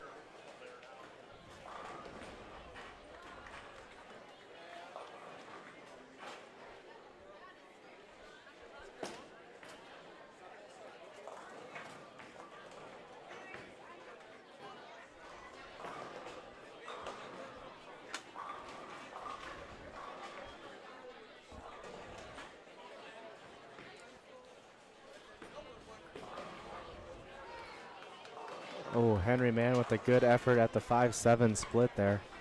Really good try. And the 9-pin stands for Samantha, so she'll be in the one. Oh, almost a split. A lot of action going on right now. Samantha will be in the 190s. If she spares, it's 192. We've got Lucas, who's inside the cut for his division, U15 boys. A left-hander comes across the head pin, leaves the 5-pin. And the other left-hander is Caleb Boykin, and he gets his strike in the 8th frame.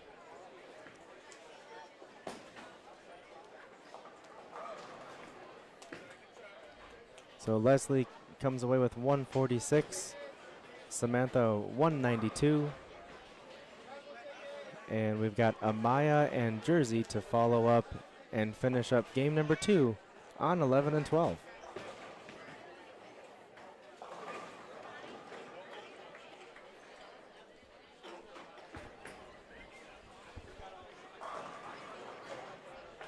Jace Walker comes up high. We're through 8 on 13 and 14. Here's Amaya with kind of a fun / crazy shirt. A lot of smiley faces and emojis and weird, like the surprised one, the happy one, a frightened one. A lot of different emojis on her jersey.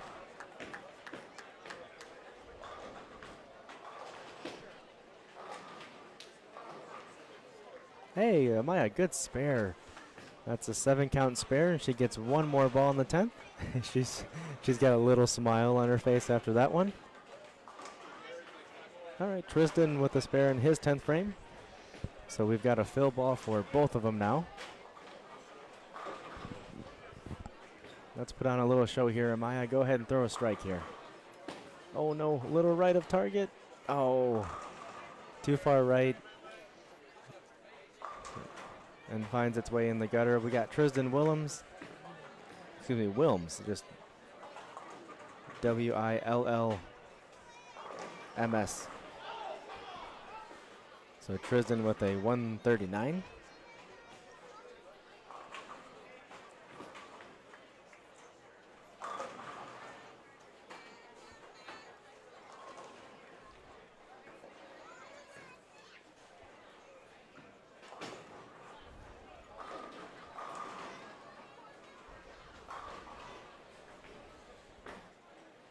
Cameron Mills going cross lane with her spare ball. The 6-10 and the 10-pin goes down, but just misses the 6.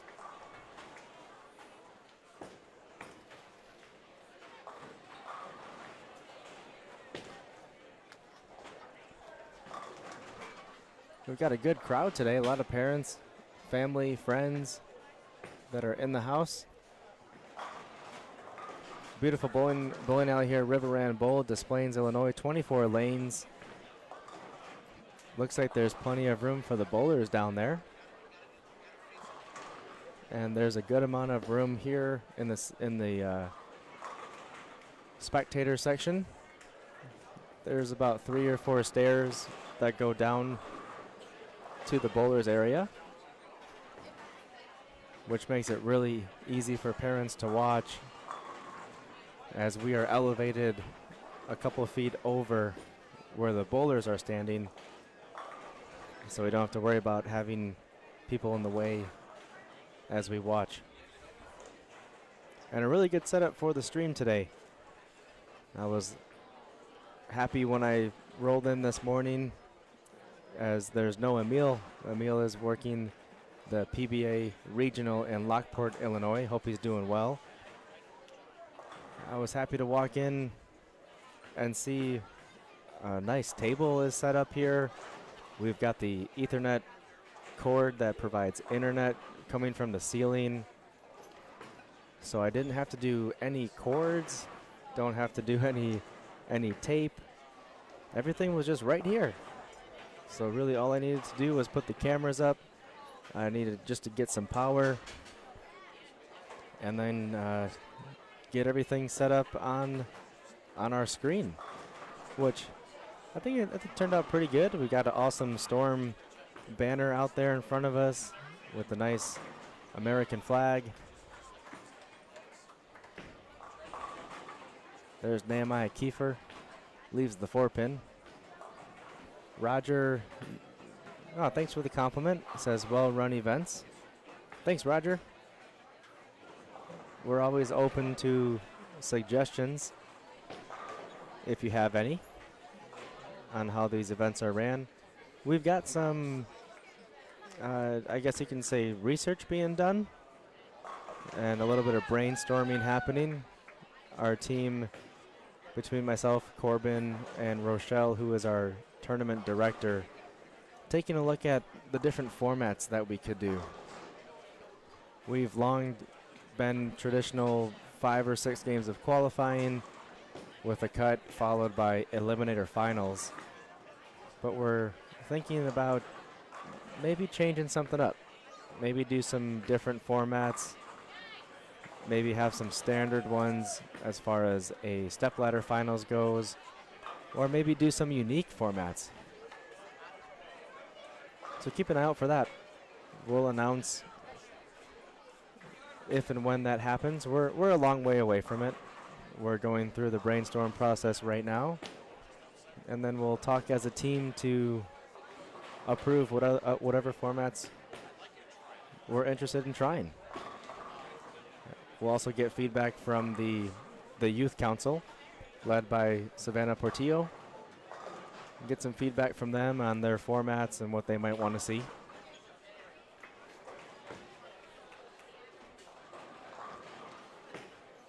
A success story from the formats is an example of next month. We've got our Bowlapalooza weekend next month, which is a Saturday and Sunday.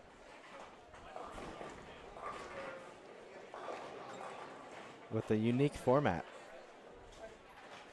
And that's on December 7th, December 8th. EYT Bowlapalooza. We've got the EYT doubles, holiday doubles we call it. So you'll have teams of 2. It can be 2 boys, 2 girls, or mixed. And then another fun format is the EYT Team Cup, which is made up of teams of 4 individuals. Again, it can be boys, girls, or mixed. We're still looking for entries on that, so go to our, you're on a Facebook page. You can click on the link to sign up there, or just check out our website, eliteyouthtour.com, and you can sign up on that as well. And that came with those exciting formats. The reason I mentioned all of that is the brainstorm of formats that we're doing. That came from a little brainstorm session on how we can add another event to our calendar and add a unique twist to it. Instead of being singles, we've got doubles and team. Great spare from Henry Mann in his 10th frame. Back-to-back spares for him.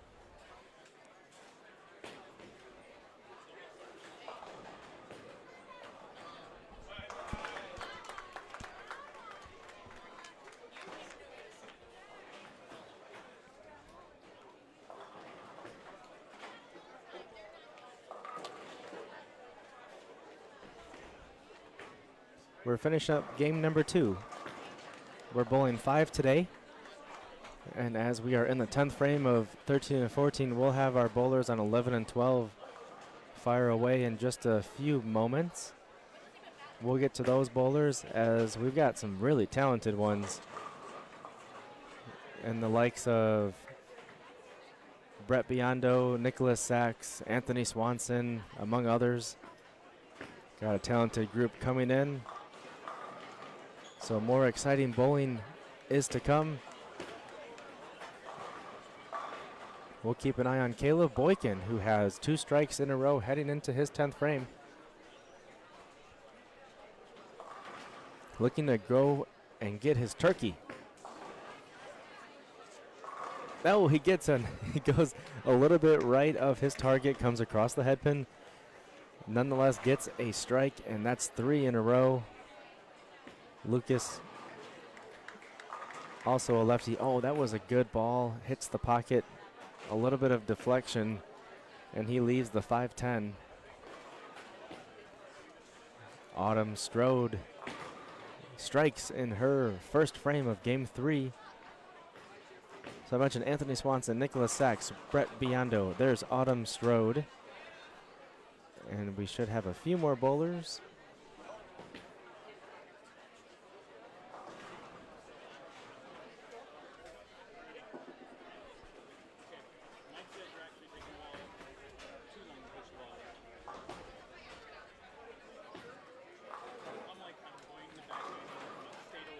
Maya Santalese.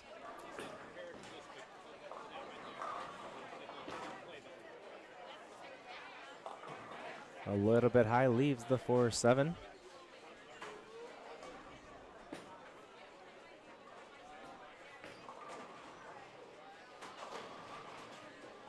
it looks like rounding out 11 and 12 will be Ruth Thatcher. Unless Ruth is coming to 13 and 14, we'll see.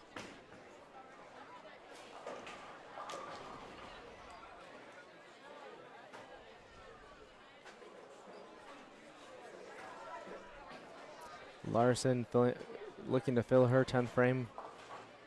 She's got the 10-pin standing. Put together a really good string of strikes, 3 in a row.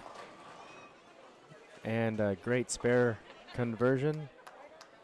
That will put her somewhere in the 190s.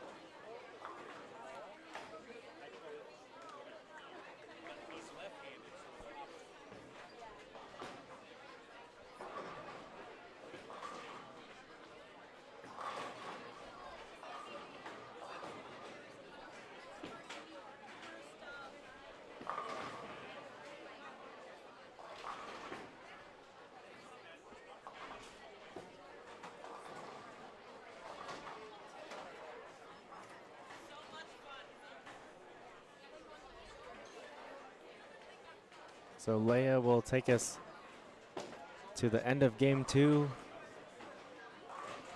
Also, Jeffrey Williams, we see on lane 11. That will round out all of our bowlers on 11 and 12. We'll welcome in new bowlers after Leia closes out this game.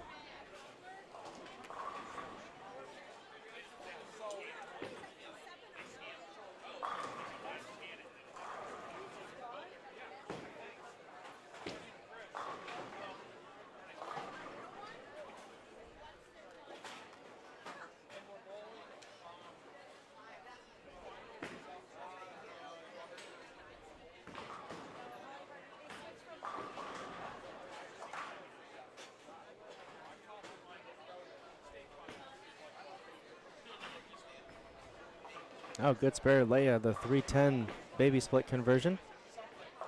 She'll get a fill ball for 165 if she strikes. Here's Brett Biondo, started his game off with a strike, and it was a powerful one at that. We'll see if he can start with a quick double. A little bit high. Leaves the same spare conversion that Anthony's going for. That is the 3-6.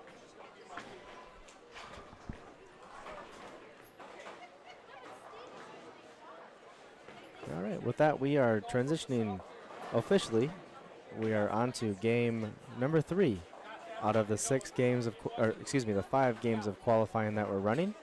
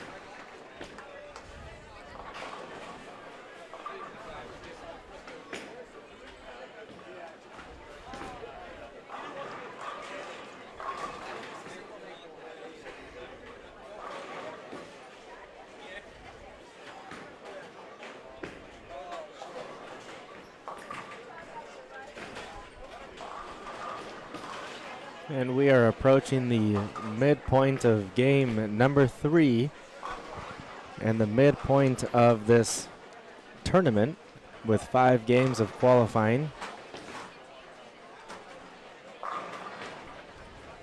I just came back from a little break, had to grab a coffee, keep the vocal cords, keep them warm. But thanks for tuning in to this edition of the Elite Stream, brought to you by Bullstream TV, Emil Williams Jr. My name is Riley Smith. Elite Youth Tour November 2024 at River Rand Bowl in Des Plaines, Illinois. Take a moment to honor and appreciate our sponsors.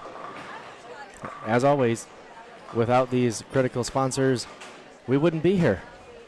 So thanks to all the support from Storm Products,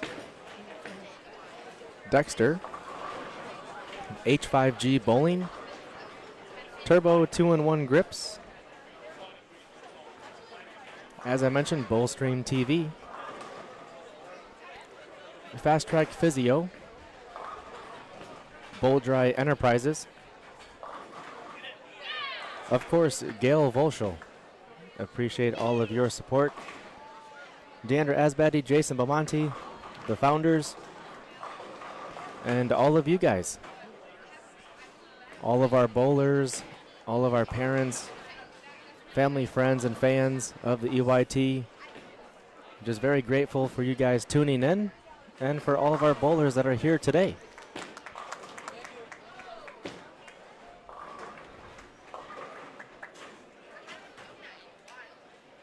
As I was gone, we had some comments from Christina. So Christina Lake cheering on Donovan Lake and saying hello to the Switalskis. Yeah, Christina and the Lake family, we miss you guys. Hope you guys are doing well. But we're happy to see that Donovan Lake is in the field today. Donovan stopped over midway through, I think it was last game or end of last game. Had a quick conversation with me, and he says, "Is it crazy that I'm throwing my infinite physics 18 miles an hour?" And I mentioned to him, I was like, well, I think that makes sense because there's not a lot of oil on the lanes, which means you've got to find a way to reduce friction. So he was off to a good start. We'll take a look at standings in just a moment, and we'll check in on Donovan.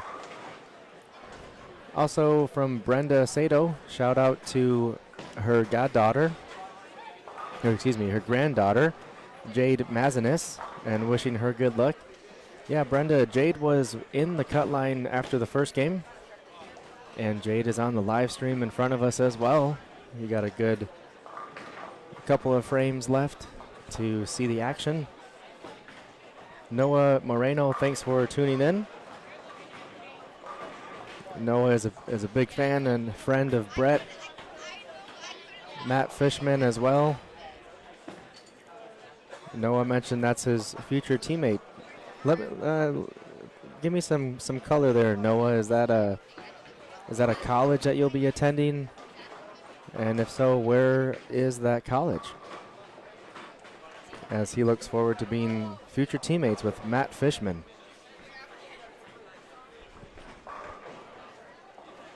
There's Addison Cole on lane 14. We mentioned Jade, who is on lane 13. Nicholas Sachs, and here's Maya Santalese, 8th frame.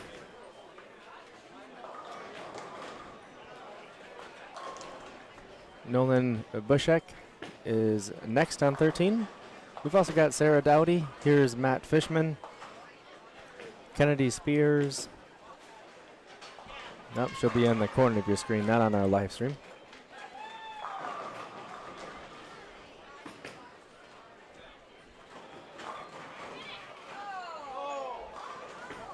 And Nolan with a nice 3 strikes in a row turns a 10-pin.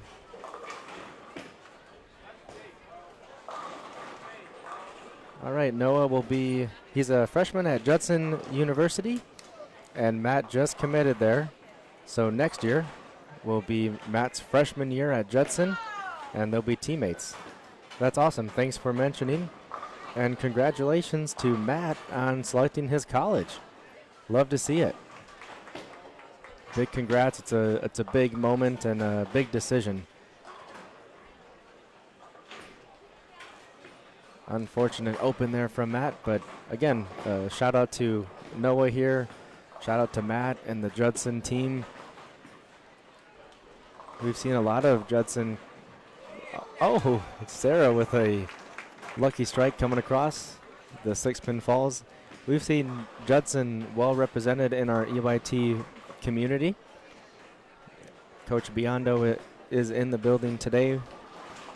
Of course, watching his son, Brett Biondo, but I'm sure also keeping an eye on his other Judson bowlers and future Judson bowlers.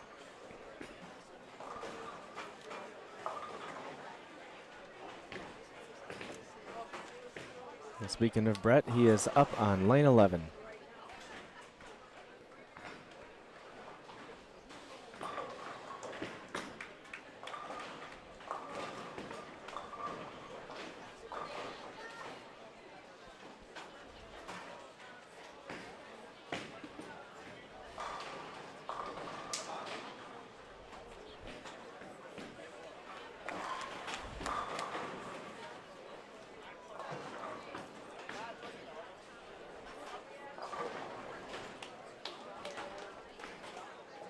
Here's Ruth Thatcher. We see her in match play quite a bit. She's won, for sure, she's won an EYT before, not sure of her title count. But she's been bowling plenty of EYTs lately and had a lot of success. There's Donovan Lake. You can see him in the bottom of your screen. He'll be coming through, looks like next game we'll see Donovan on the live stream. All right, good spare from Maya. That was a 7-pin. And Jade, a pocket 10-pin.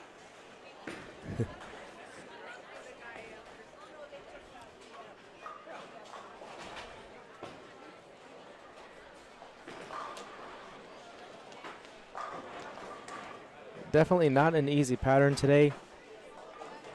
We don't have a shootout by any means with high scores right now. It is difficult, and that's okay. That's how we want it here at the Elite Youth Tour. We're not looking for the house shot. We're not handing out high scores here. We definitely want to challenge our bowlers with various aspects of their game, from physical game to versatility, mental game, accuracy, and a big one is spare shooting, as we see Jade there cover her 10-pin nicely.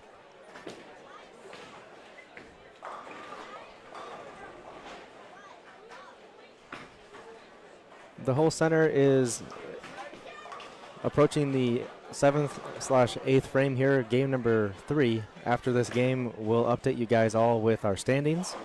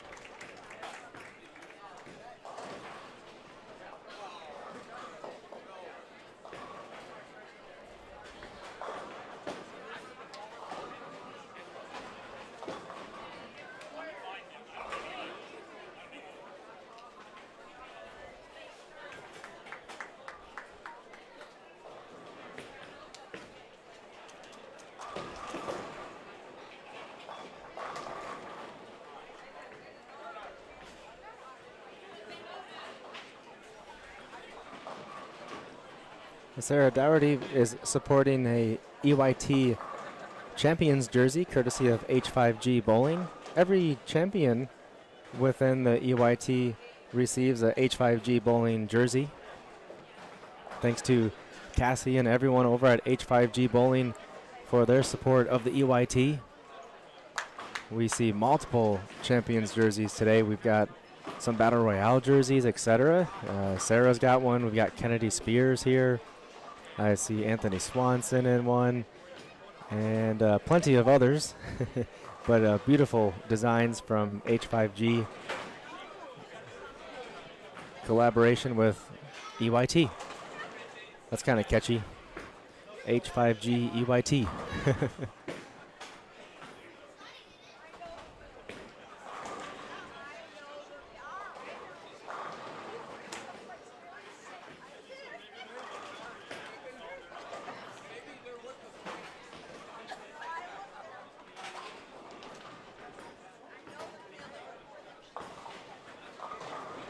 A good ball change there for Addison Cole as she strikes after an open.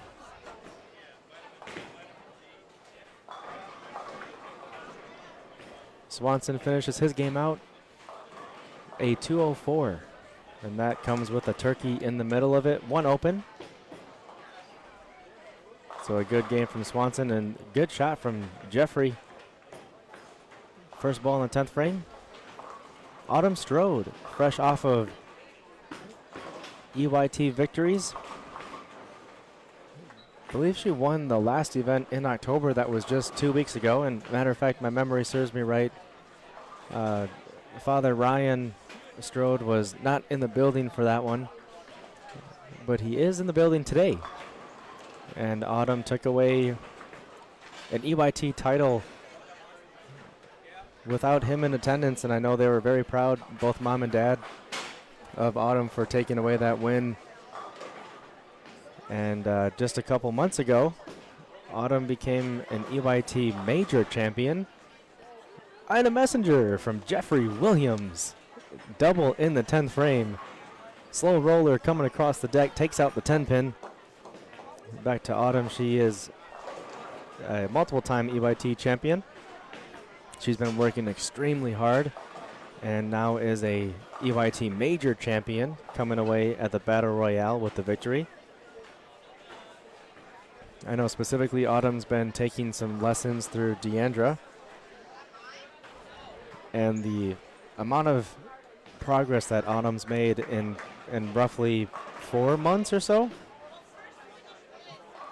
has just been exponential. It's been impressive.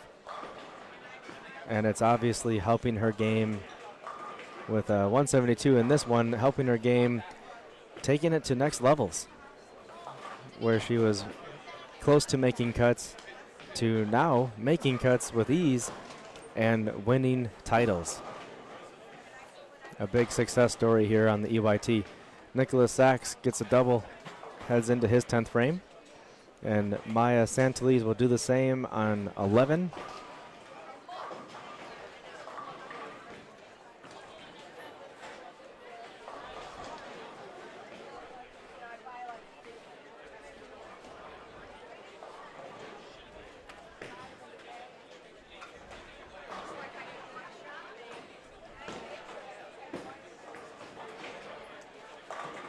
There's Steve Strode cheering for Autumn as well. Thanks for tuning in, Steve. I'm curious what the relation to Autumn and Ryan Strode might be, if that's maybe Ryan's brother or maybe Ryan's father. Let me know in the comments. But Steve, thanks for joining. There you go. Nicholas Sachs comes away with a 4-strike finish, 182. Ooh, Addison Cole, flat 10 pin, but hits the pocket, and 10 pins are makeable here.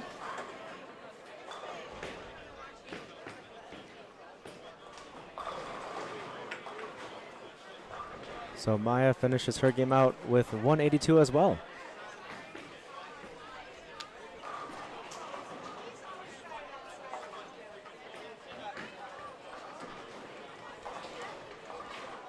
Here's Jade going for the 2-8. It's a sleeper combination. Need the ball to hit both. Oh, just clips it enough and makes the spare. Well done, Jade.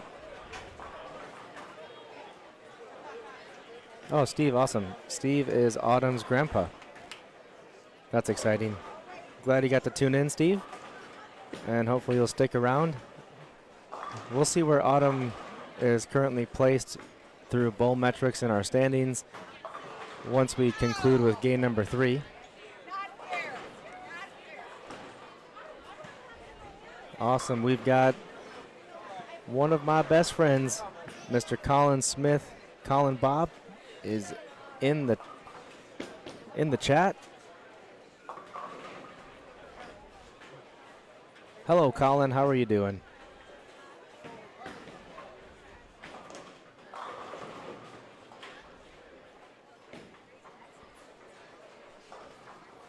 Colin works at KR Strike Force in the Chicagoland area. Colin's been in bowling, I want to say, his whole life.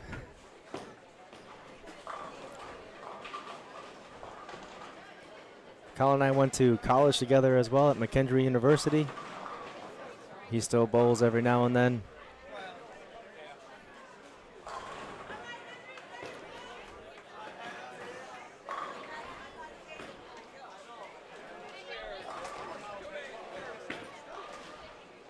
And actually, this is something I want to bring up again is the pattern. Colin, I'm not sure if you were on earlier, so I'll give you a recap. We're bowling on 38 feet. It's 18.7 mils of oil, and the ratio is 2.5 to 1. And this is the 2023 Intercollegiate Nationals pattern for the women's singles in 2023, so last year's event. On the team side, this is when McKendree University won, and then for the women, and Wichita State for the men's came away with the team titles. In the women's singles portion, I'll make sure I get the name right here. It was a Wichita State bowler. It was Paige Wagner of Wichita State. And I'm curious, Colin, I believe you were attending that 2023 Nationals event. If you got to see any of the singles actions, I thought your sister may have made the match play portion of singles. So I'm curious, Colin, if you type in the chat, let me know what your thoughts of the pattern were when you saw it in person, and kind of just telling everybody here, I've been reiterating that this is a really challenging pattern. 18 mils of oil is very low, which causes bowlers to really find ways to reduce friction.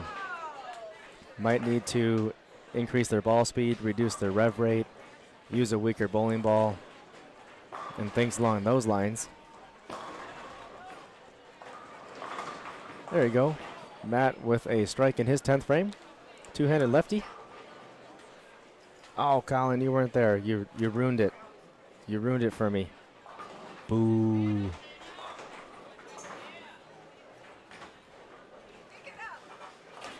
Well, we'll scratch that. I was hoping to have some conversation. That's all right, though. D. Torres also rooting for Autumn. That's great. Autumn's got a good following. Autumn will be on 15 and 16 this next game. We can keep an eye on her. You might be able to see her in the very bottom right of your screen. She's got a kind of brown beige jersey today.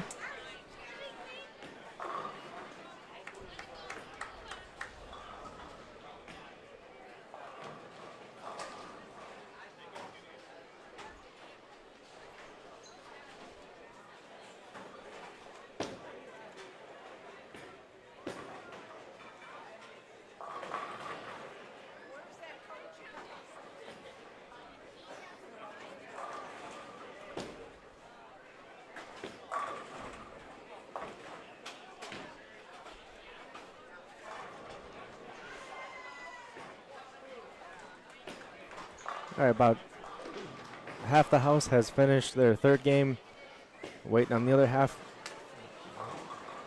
And as you can see, we're transitioning. 11 and 12 will be in their fourth game. In just a few minutes, they'll be firing that away.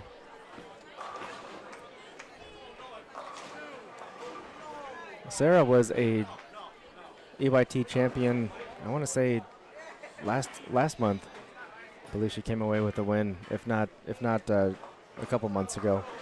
So in this calendar year, Sarah's come away with a couple of wins and definitely making herself a prominent force on the EYT.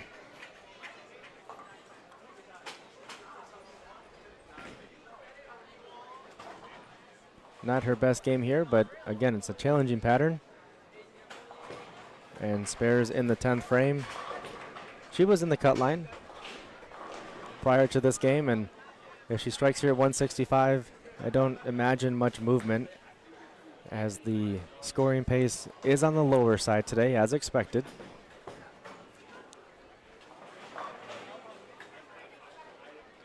Colin dropping some knowledge in the chat, some advice for this pattern. Might not typically use the bowling balls that you usually would on the fresh pattern today. Something a little bit weaker is recommended. 35 or 38 feet is what makes it difficult, because the ball will still be sharp at the back end of the pattern.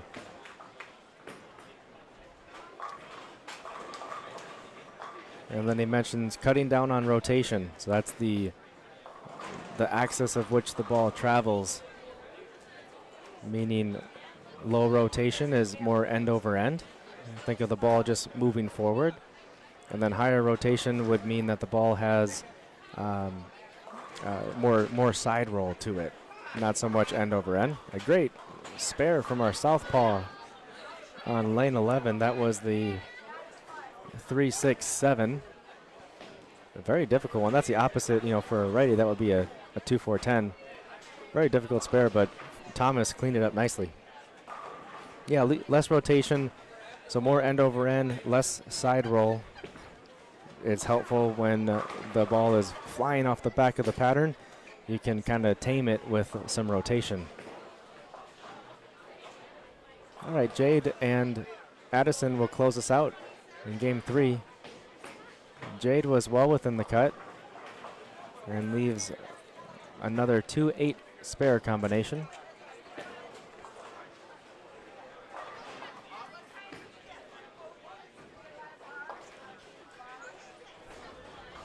And Addison Cole, since her ball change, she has a strike, 2 spares, and another strike here, looking to double in the 10th frame.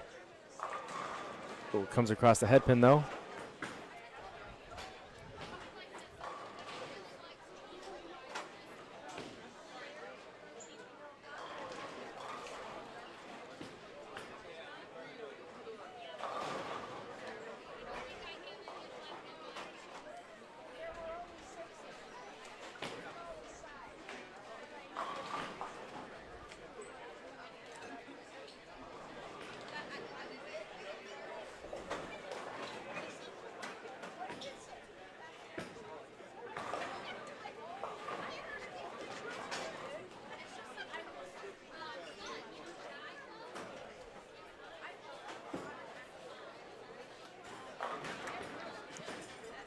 So we will welcome in a new group of bowlers for this 4th game of qualifying.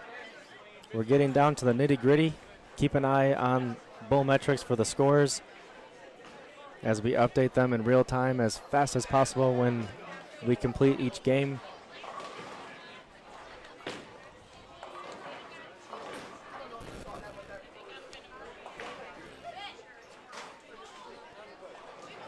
As we get our new bowlers in, we'll go through the list of names, introduce everyone to you guys,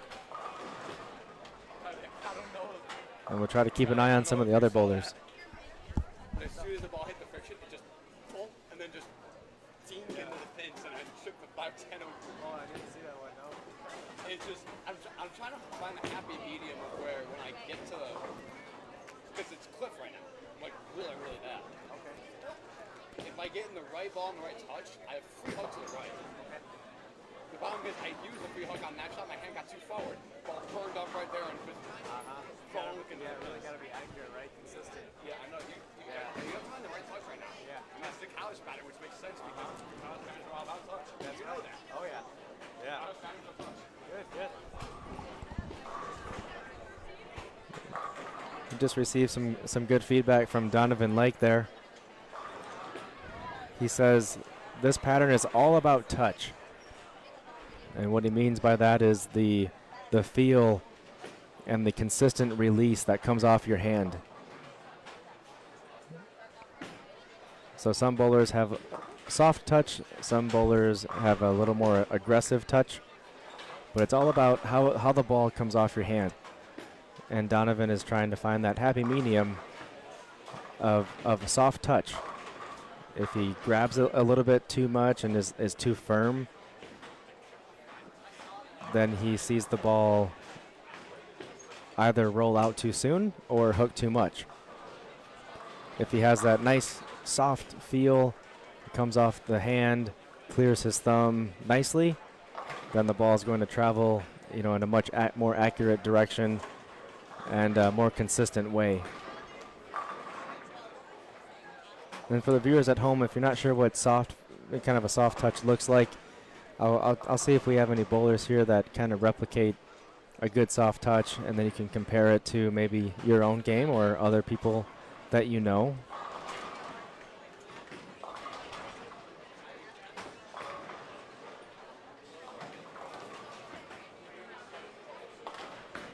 Good spare. Hey, what are you doing over there?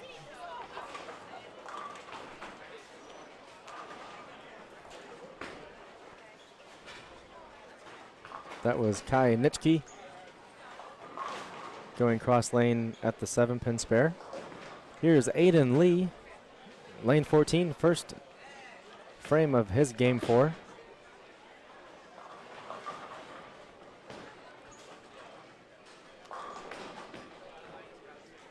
We'll also have Ashlyn Tevis, Michael Caldwell.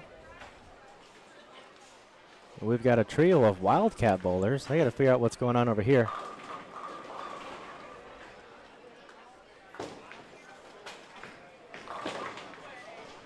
Joseph Blowski with a strike in his second frame. He's on 11 and 12. Kennedy Spears. Looks like we've also got Zach Benz. I mentioned Thomas as well. He's a lefty.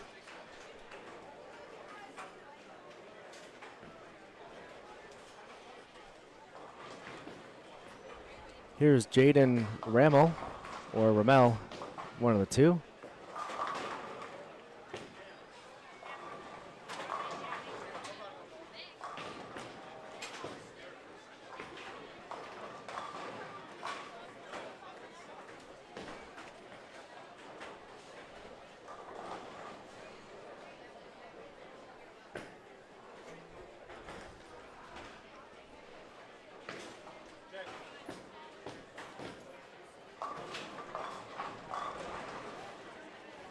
And then rounding out 13-14 is J.J. Yelton.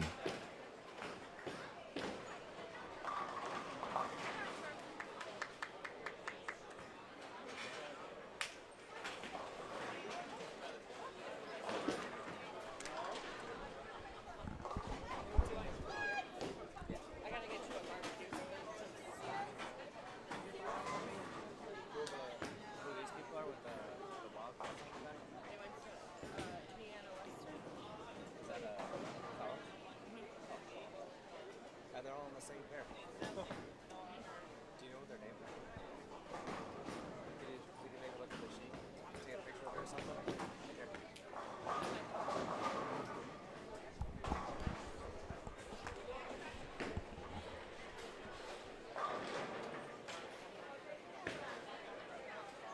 Hi, good morning, early afternoon to my Aunt Roz and Drusy there. Thanks for chiming in. That's awesome.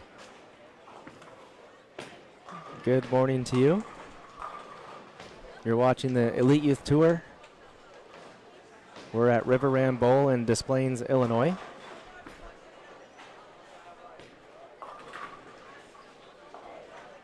And I mentioned that we've got a trio of Wildcat bowlers all wearing the same jersey on 11 and 12. Found out it's Indiana Western University collegiate bowling. And crazy, all three of them ended up on the same pair together today. not by design. We do a random pairing. Our tournament director, Rochelle Blake, does that. And on 11 and 12, we've got Amanda Kuros, Joseph Blonsky, Lauren Sherman, Donovan Lake, Thomas Cutsforth, Kai Nitschke, and Ben Kuhner. Okay, so it looks like Ben, Lauren, and Amanda are the 3 teammates at IWU.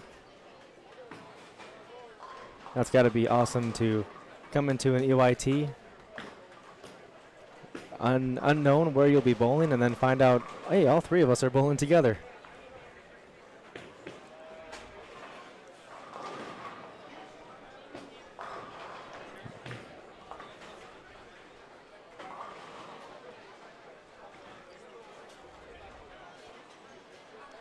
So we've got a mix of U15 and U18 bowlers on the live stream. We saw some U12 bowlers early on, game number 2. And then since then, we've seen a mix of U15 and U18. Our U23 bowlers are further to the left of us. So I don't believe we will get those bowlers on our live stream. Unless there's a match play format that we can get to. But we are bowling, again, 5 games. This is game number 4.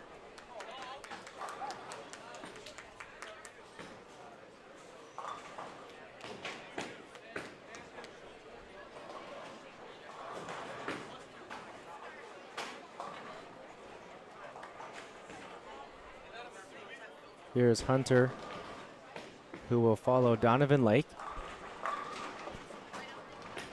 Donovan has been a longtime EYT bowler for many years. He's been around since, I believe, the U12 days. He's now attending college and playing a little bit further left and in the middle part of the lane compared to the other bowlers. Unfortunate split is left there. He did start with 2 strikes, but now he's got the 4-7-10 in front of him. So we'll see Donovan try to go across the lane, fit his ball just to the right side of the 6-pin.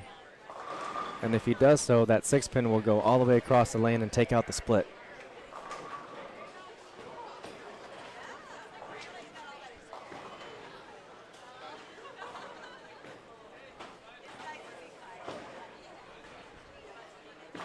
He's going for it, get to the right side, touches it, and he converts it exactly as planned. That was great timing, Donovan, and well executed. Couldn't have drawn it up better. Got the ball just to the right of the 6-pin.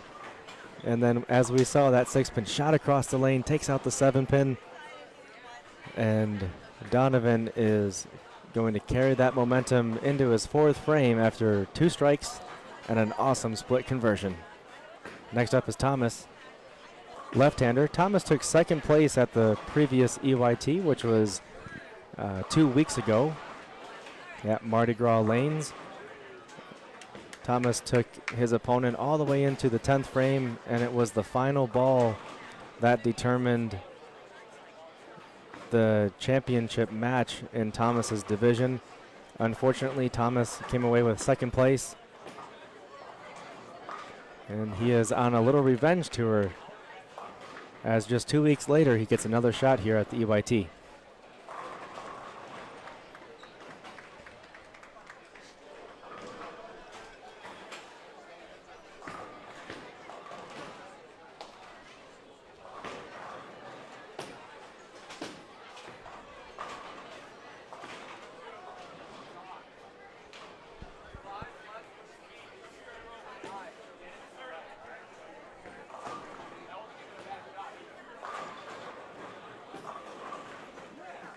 Good shot from Kai there. Yeah, so I was talking a little bit earlier about a soft hand at the bottom at release point versus a more aggressive release point. And if you guys can focus in, oh, great spare from Joseph there. That's the washout that he just made. So next time Kai is up, we'll focus in on his release and his hand as the ball is being let go.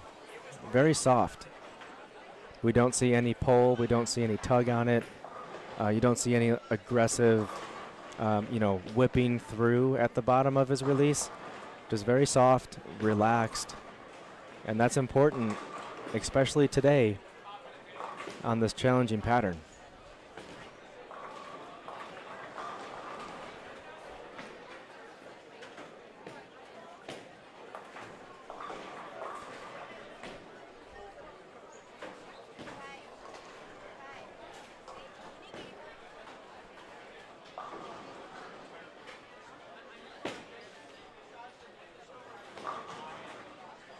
Oh, Aiden, messenger 10-pin.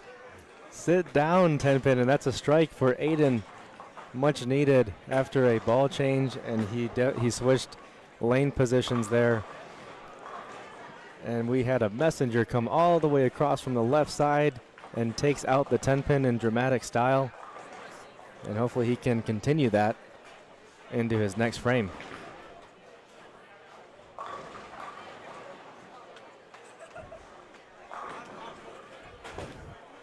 Aiden is sharing a laugh as that was on live stream. You can go back. Reminder for everybody, these are saved and archived on our Facebook and YouTube channels, so you can always go back and watch the replays. Hey, good connection for Donovan. Back to his striking ways.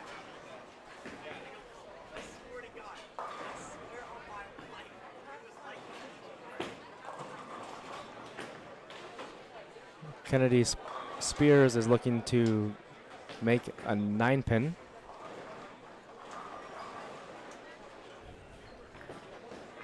Kennedy was inside the cut line the last that we saw. And she converts it nicely, just a standard spare there, hard and straight for that one. Let's take a look at our standings. And we'll see if all of our scores are entered through the first 3 games.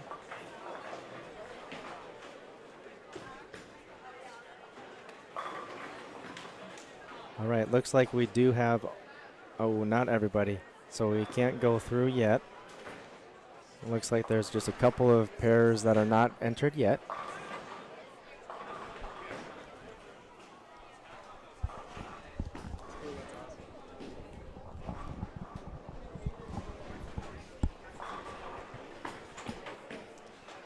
So we'll have to wait for scores to be entered. I do see our scorekeepers running around right now, so just a moment. Pretty close to pounding the puppy right now.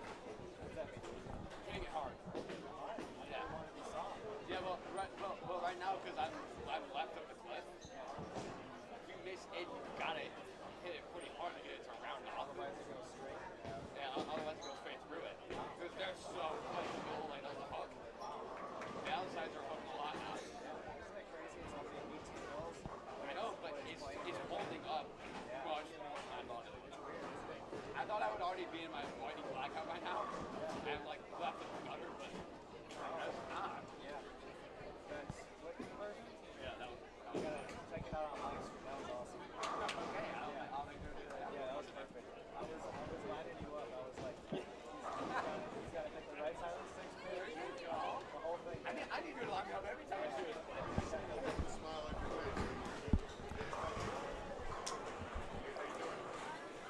It's always fun to catch up with Donovan.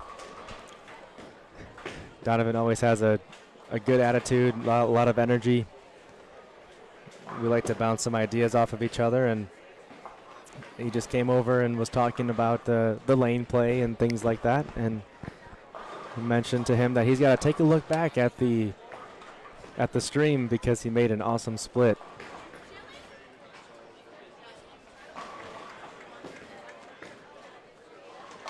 Oh, excellent. He's putting on a clinic right now through 5 frames with 4 strikes. All right, Michael Caldwell flexing a little bit of his power as he gets his first strike in the 3rd frame.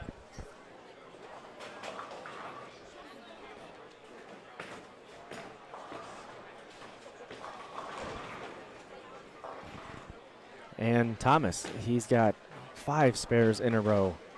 Seems to be finding it. He's getting closer. He's really hanging around the pocket. We'll see what he can do in his 6th frame. There it is.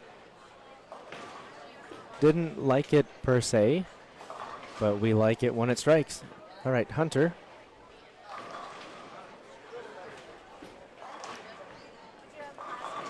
Oh, another messenger just misses the head pin, or the 10 pin though. So Hunter looking to convert a single pin spare. Here's Kai. So we'll see Kai. He's got a nice soft release, comes off his hand, clears the thumb easily, and delivers his turkey. 4th, 5th, and 6th frame, comes away with strikes.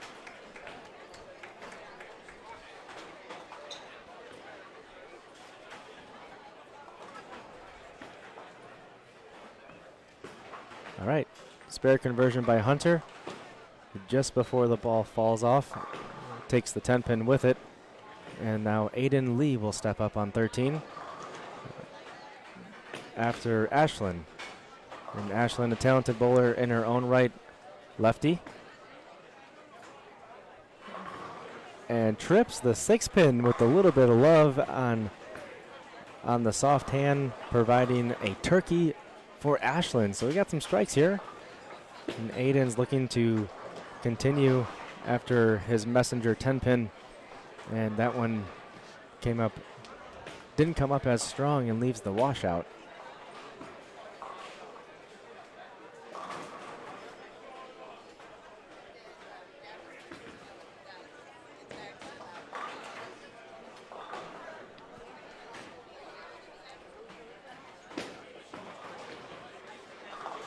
Oh, great spare conversion.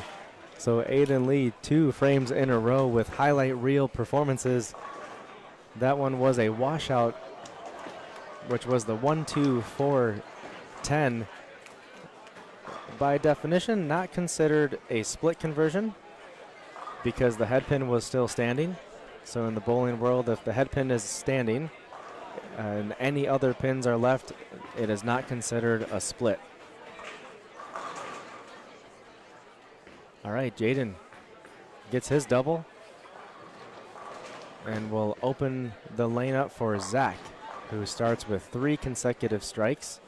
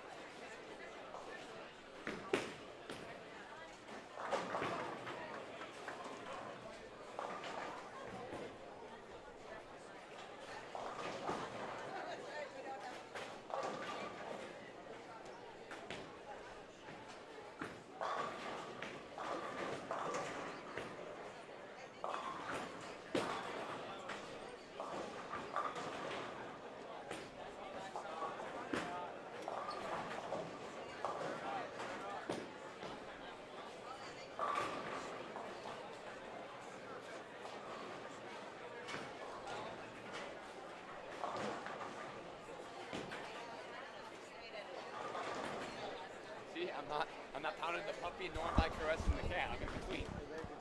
Yep, in between. I know. I feel like that's where, because I was talking to Andrew. I was like, if you find the right ball and the right touch, you have a lot of free balls. Yeah, because the pound's going to open up once we, develop it and carry it down and everything. I don't know a lot. I think it's only going to continue to open up. So the time to score is now. Yeah.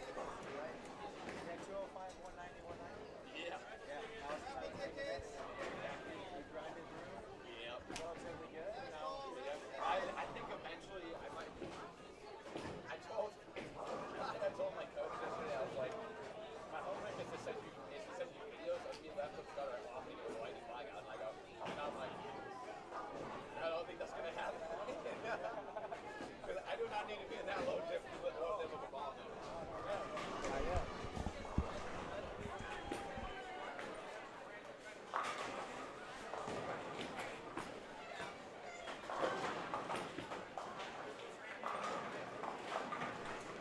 At this point, we should have all the scores in. Let's go back into bowl metrics, which is pinned in the comment section.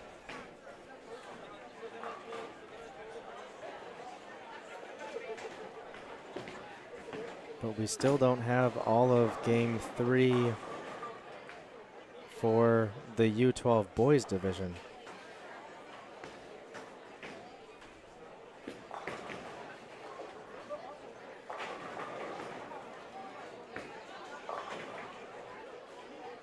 All right, so U12 boys, not too sure what's happening with their scoring,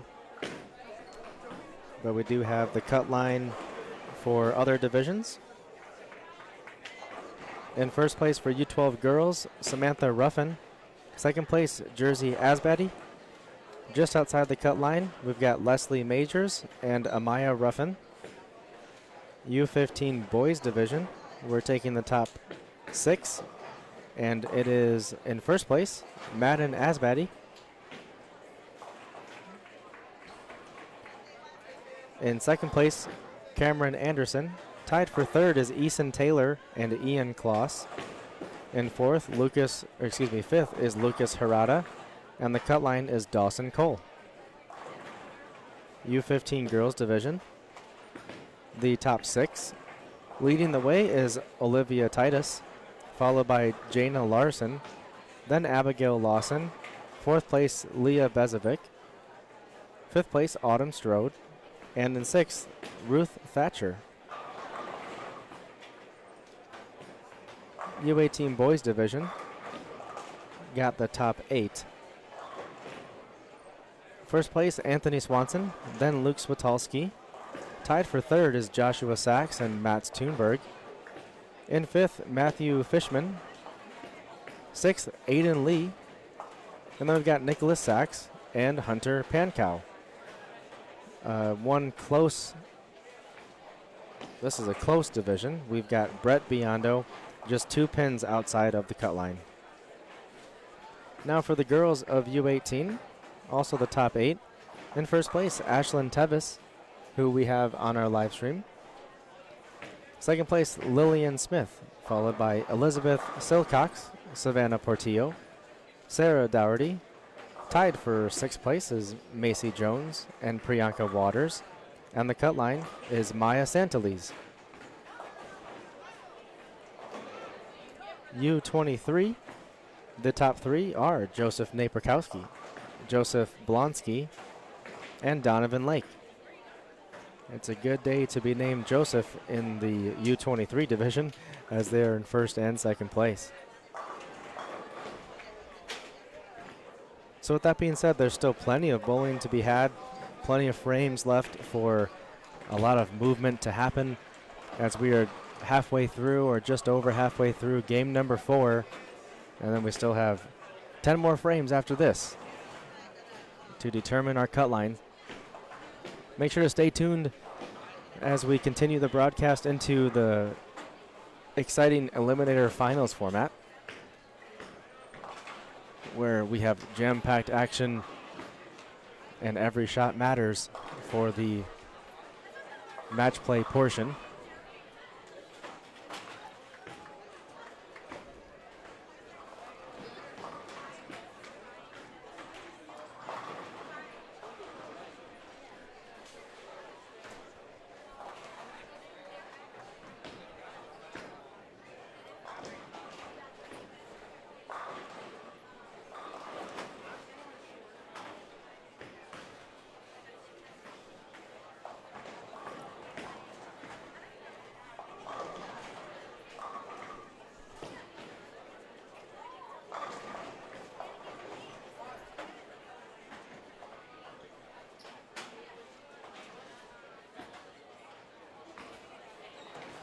Here's Ashlyn leading her division right now.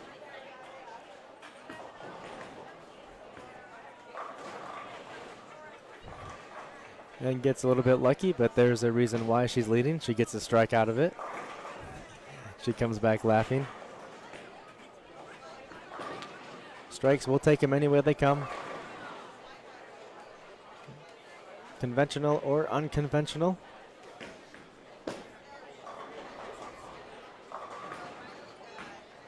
Oh, another one for Aiden. That's 2 10 pins that have fallen late, resulting in messenger strikes for Aiden. 13 and 14. He's doing it at the right time with the highlight reel, as that's 3 highlight reel shots, 2 messenger 10 pins, and a washout conversion for Aiden, putting on a show. As well, Donovan Lake gets the 10 pin to fall late, continues his push in this game. He mentioned that this is the game he wants to make a push and move up in the standings if possible. So far it's looking good, but Thomas in the same division is looking to keep pace with his turkey, looking for 4 in a row.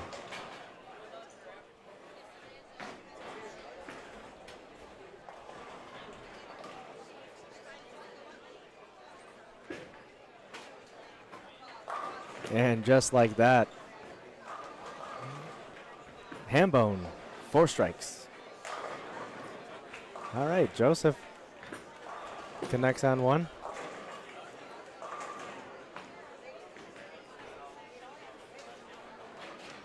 Joseph looking to maintain his second place qualifying block as he enters his 10th frame.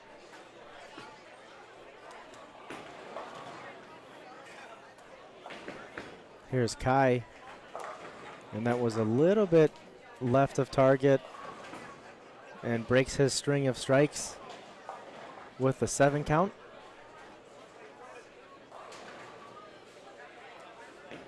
That was 5 in a row for him.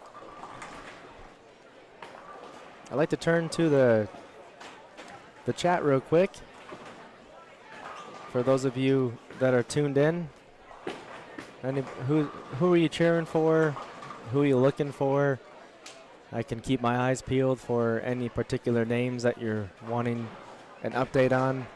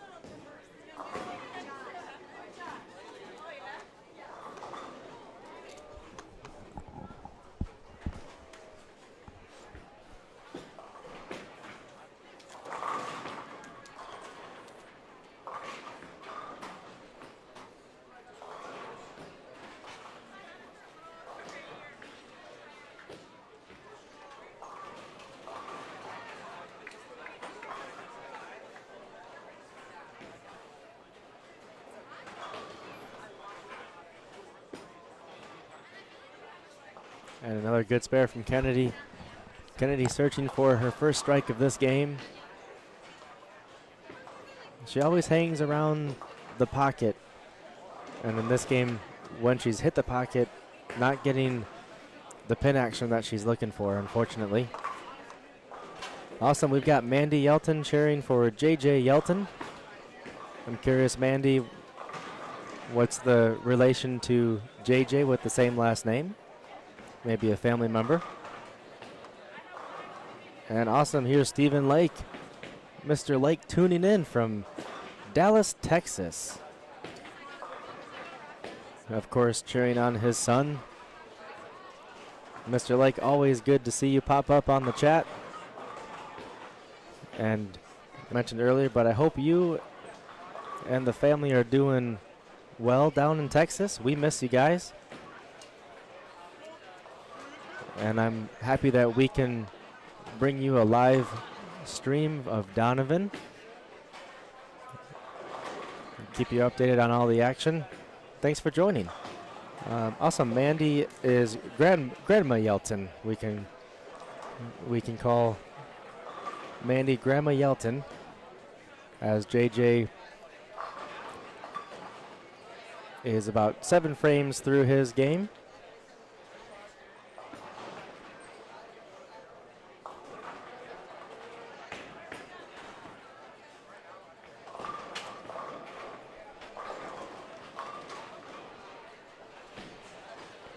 And Thomas connects for 5 strikes in a row. Looking to make it 6. From the left side of the lane, throwing urethane. And does so nicely. That's a powerful, powerful strike. He's letting that urethane float out pretty close to the gutter. And then the ball takes over hard, right back at the head pin. So 6 consecutive strikes.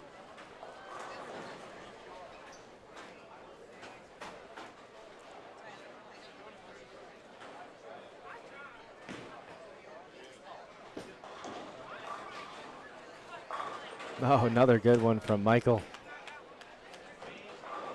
When he gets his ball out to the right with a little bit lower ball speed, Michael is really throwing some good strikes when that happens. All right, Thomas, close us out with another one. Let's see it.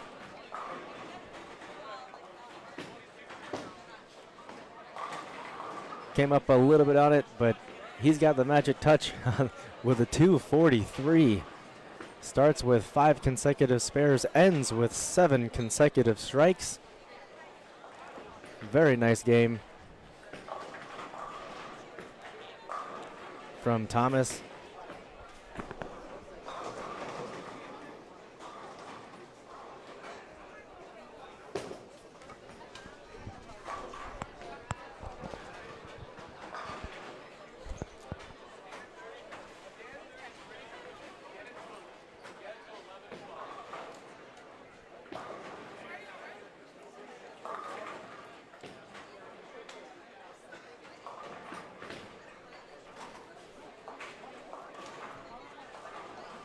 So after Kai on 11 and 12, we will have the IWU Wildcat trio remaining, which will be Lauren Sherman, pardon me, Amanda already finished her game. So that's Lauren Sherman and Ben Cooner will finish up on 11 and 12 for us.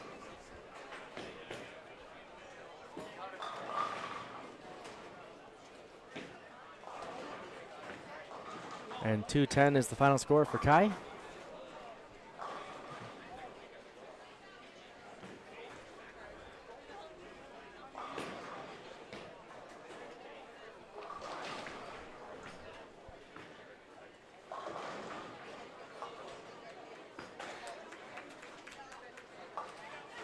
Ashlyn Tevis continues her spares through 8 frames.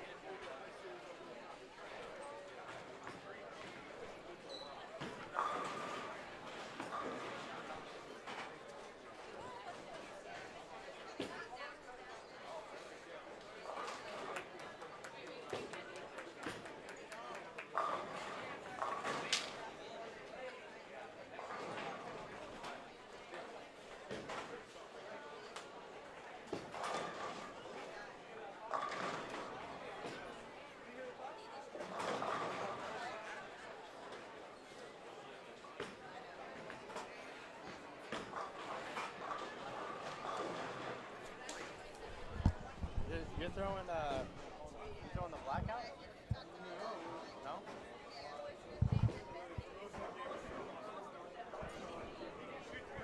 Nice.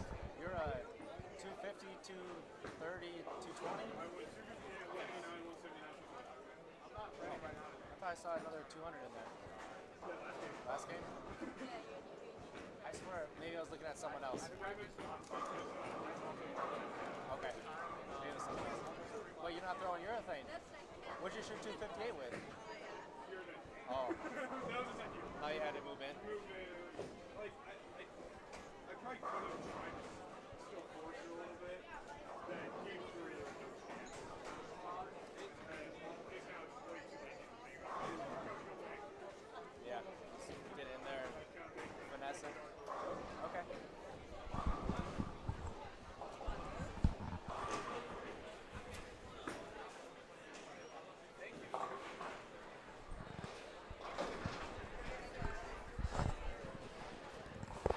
Just spoke with Joseph Naperkowski, who ended his last game with a 225, who started the day out with a 258.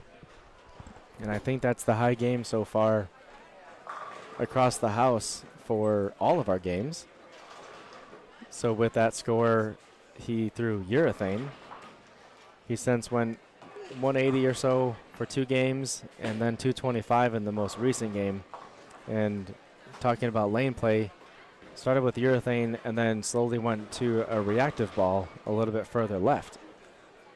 And he mentioned, like, at this point, he doesn't believe any urethane or playing right is really the way to go for a right-hander, right? That if you're on the right side of the lane. So he's moving a little bit left, and we'll get to see how he approaches game number 5. We'll see him on 13 and 14. And we've seen a lot of good shots from Donovan Lake. Finishing up on lane 11, a strike would give him 234. And he delivers with a ball change, trying to see what else is out there. One of the best bold games I've seen Donovan deliver. He's got a lot of really good games on the EYT Elite stream, but this was a really good one given two things here. Number one, given the pattern difficulty, and number two, given the moment of qualifying as he was sitting on the cut line, delivers a 234, which might give him a little bit of a cushion heading into game number 5 and potentially to make the cut in his U23 division. Oh, Mr. Mike Kubaki is on. Awesome. Thanks for joining, Mike. Calumet College of St. Joseph head coach.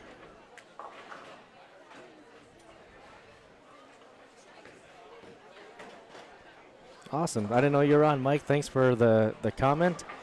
Cheering on Donovan as he's a CCSJ current bowler.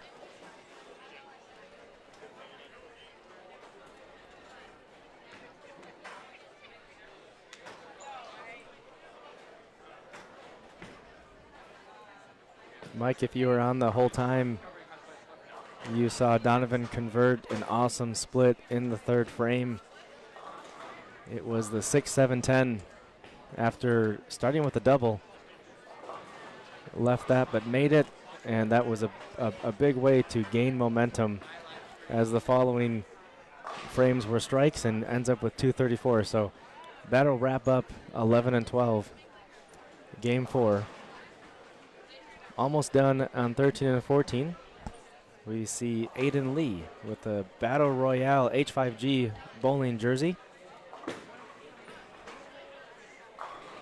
Finds his way to the pocket, leaves the 10-pin. Kennedy Spears looking to convert a 5-9. Oh, just 9 pins wobbling. Just misses that. So Kennedy 147.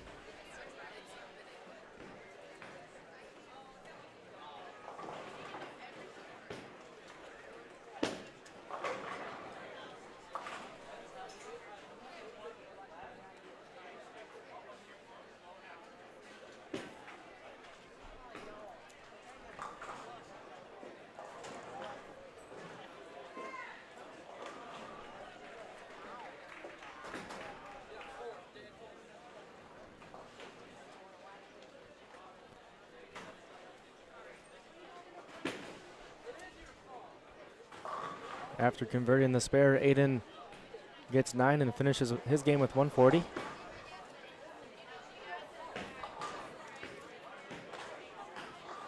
And now we've got Jaden for his 10th frame. Jaden is much further right than any other bowlers at this moment.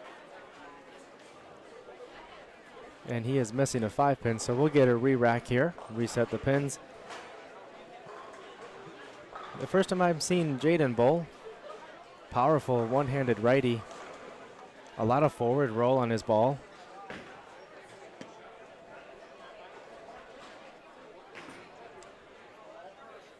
Boom. That was perfect timing for a delivery like that in the 10th frame. Yeah, Jaden is right of the first arrow, really close to the gutter. And matter of fact, he's using a really strong bowling ball. Looks like a magic gem on this low volume, 18 mils, 38 feet. And he's able to just really, it looks like he might be even taking his rev rate back a little bit and just tumbling that ball forward. Right on the gutter and delivers a double. We could watch this all day, Jaden. That's a great angle. And he is just on a roll. Seems like a faster pace bowler. He's lined up, wipes his ball off. Doesn't use rosin, it doesn't look like. And here's his final delivery, a little bit left, and comes up with a 4-pin. But good game, Jaden, 194. And not to be outdone is Ashlyn with her 195. She was in first place coming into this game, and with a 195, I would suspect she maintains her lead after 4 games.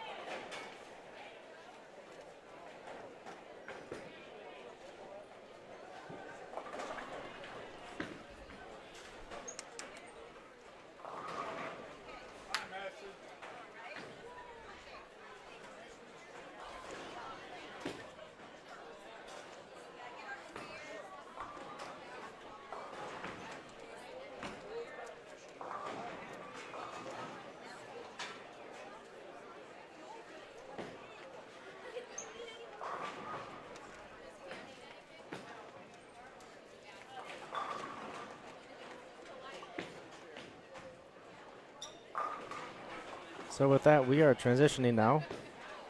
Final game of qualifying, game 5 of 5. And in just a little bit, we will be going through our cut line and preparing for the Eliminator Finals through bowl metrics. As every tournament does, this is coming down to the wire. We've just a game ago had multiple divisions where a single mark, meaning 10 pins or less, was separating the cut line versus being outside the cut line. So as always, it's very tight, it's very close. I'll do my best to keep you guys updated, and you can do the same through bowl metrics. As always, for those of you that are joining me, we appreciate it. Feel free to share and let your family and friends know. And also let me know who you guys are looking out for if there's someone to the left or right of me, I can try to keep an eye on their scores as you guys look at the bowlmetric system and try to determine with me who might be making the cut.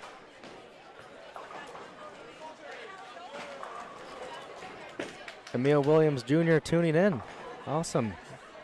Looks like you got a moment to yourself over there, Emil. I know with the experience behind the live stream, it's hard to step away. Hopefully you can grab a little lunch over there in Lockport, Illinois as you run the PBA event. But thanks for the shout out, Emil.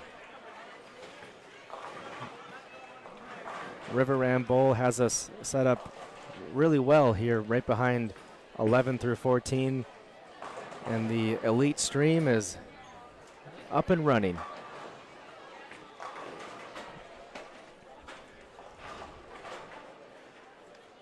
So thanks for your kind support, Emil. And as always, thank you for the knowledge that you've given me as we continue to just enhance the elite stream, as you enhance my knowledge, setting up the visuals, etc. You know, a quick comment, Emil. I know you're tight on time, but if you're still on, I wanted to let you know. I'll let you know afterwards as well. I was looking at some River Ran Bowl streams that we did back in 2019, 2020, and 21, and I was thinking, wow, we've just in my skills alone have come a long way because of your support, and as well your professional setup has really taken this from a kind of a one camera production into a multiple camera production where we have a scoreboard at the top third, we have a beautiful lower third, and things like that. So just kind of take a moment to step back, see where we started and where we're at, and I look forward to continuing the elite stream.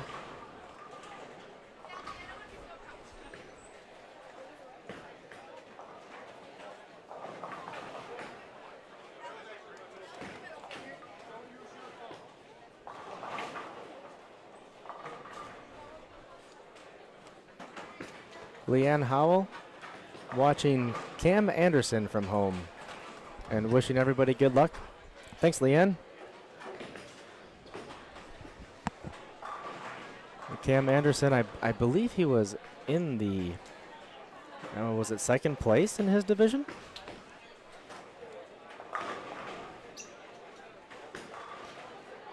Let's see if we can pull up some numbers before other scores get in there.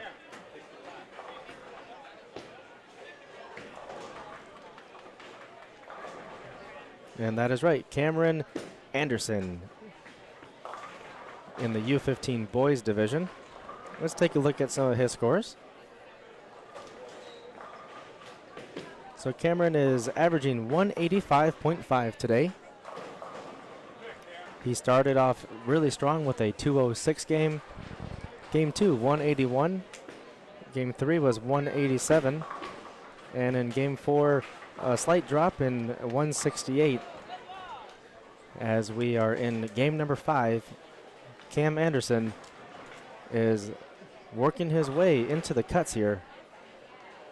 If the numbers were to be final as of right now, he's in second place, and he's got a large cushion as we take the top 6 in his U15 boys division.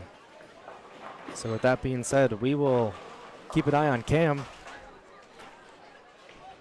as he looks to make the cut here at the EYT River Rand November event.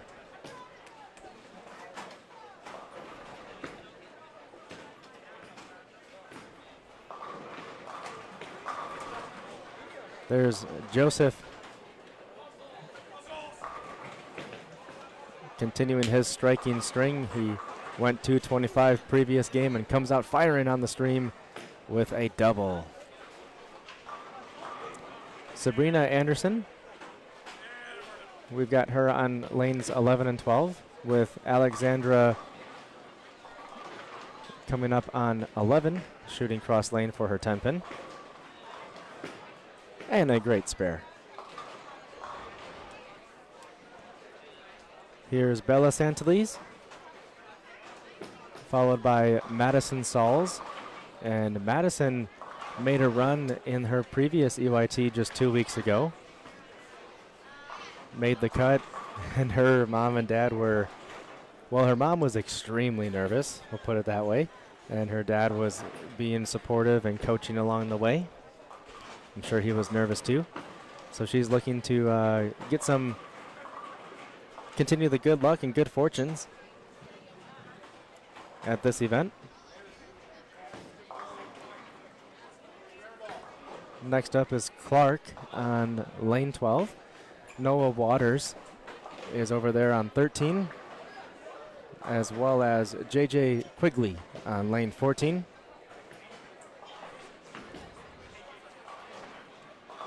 Rounding out a couple of bowlers, we've got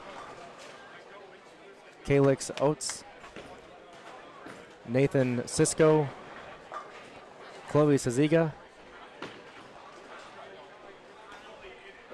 and looks like Caitlin is on this stream. And that's great to see. Greg is now on. Glad you get to tune in, Greg, as Caitlin is on the stream.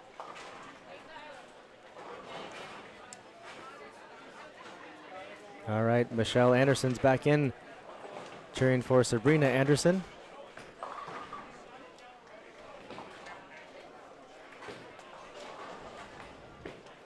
Here's Calix after starting with a double. Oh, no, a little bit right of target, and unfortunately pays a big penalty here. 2-8-10. And Caitlin also leaks hers a little bit right, but that's okay. The 1-2-4 is standing.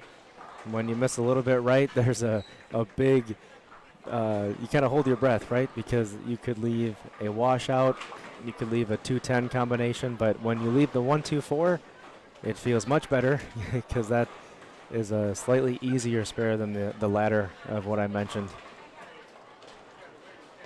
So Caitlin's moving her feet right.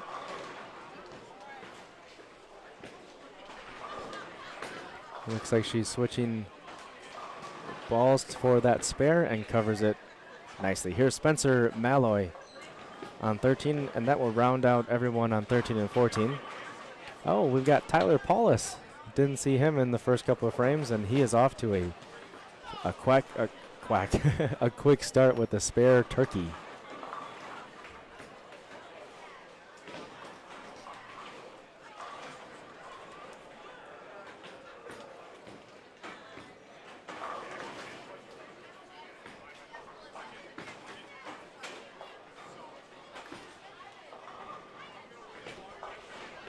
So this is a mix of our U23, and I think everyone else is in U18 for the bowlers in front of us.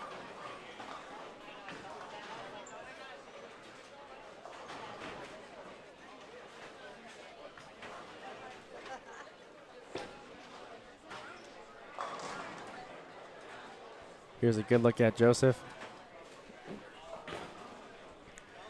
Playing left with a relatively weak ball. One of the hustle lines. But not too far left. You know, that was a really good shot to begin with, but not too far left. We're not seeing a big swing. That was more around the 18 or so board through the middle part of the lane and really didn't get much further than 10.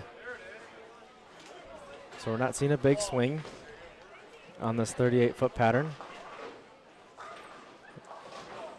Up steps Chloe. Let's see if we can get a strike on the board after an open spare.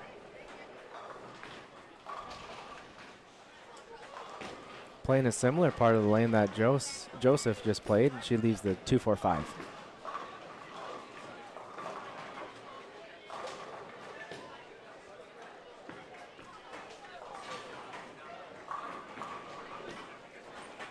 Awesome strike from Santalese, and that is a double. Takes the 10-pin back.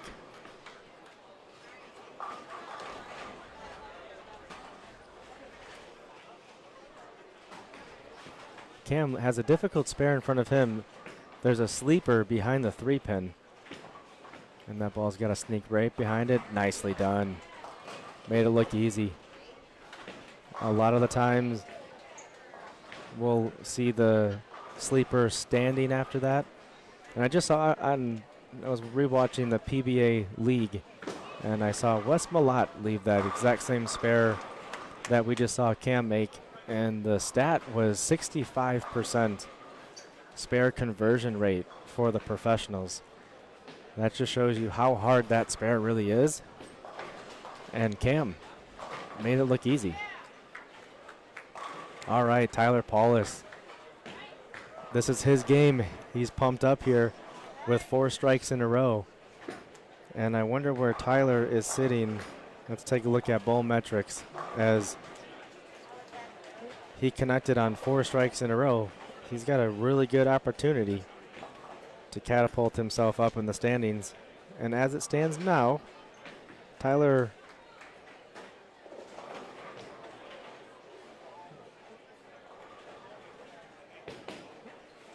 is inside the cut line. All right, Tyler.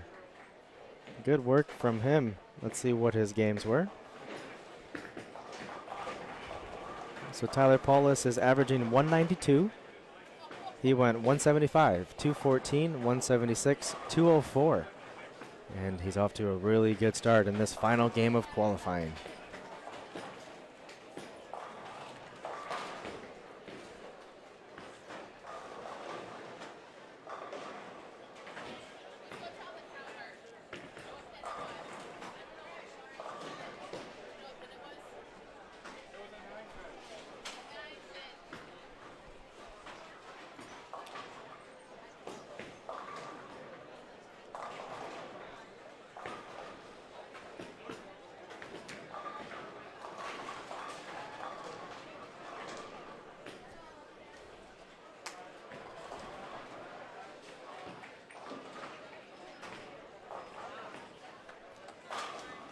Joseph has the same spare that Cam just made.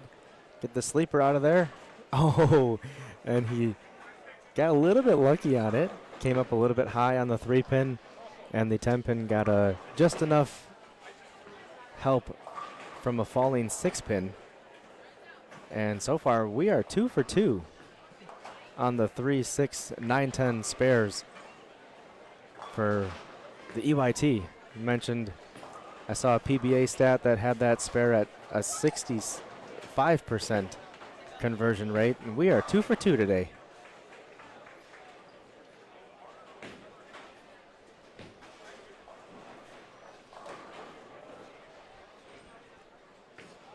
All right, Chloe, good shot. Comes away with a strike in her 4th frame.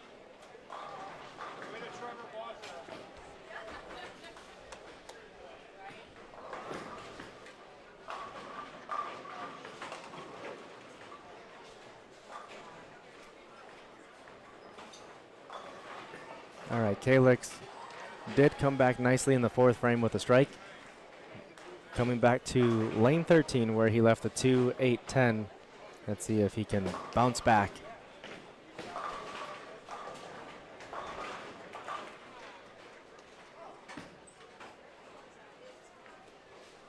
All right, Santali stays clean through 5 frames.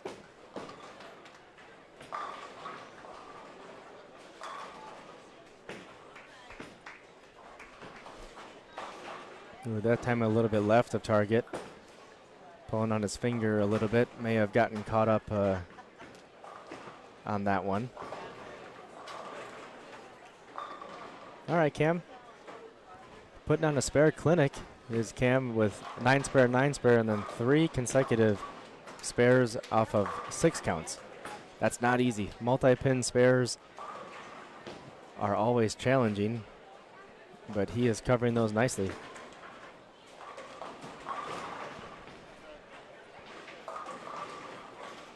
I like Clark's physical game here on lane 12. He's a 2-handed bowler. Clark, I believe Barnwell is the last name. Good physical game, but we've seen his ball come up a little bit high. It seems to me it's one of 2 things. Clark is either using too strong of a ball, which is preventing the ball from gliding smoothly through the middle part of the lane, it seems to be gaining traction and preventing it from floating a little bit further right. Or he might just need to move a little bit left with his feet and allow that ball to have a little bit more angle. It's one of the two things is what I'm seeing. We'll keep an eye on that as the game progresses. And turn over to Caitlin. Caitlin with 3 consecutive strikes, 7 spare, and now looking to make a double in the 6th frame. Wide right, and that's the shape of the pattern. And not very much forgiveness if our bowlers miss right today.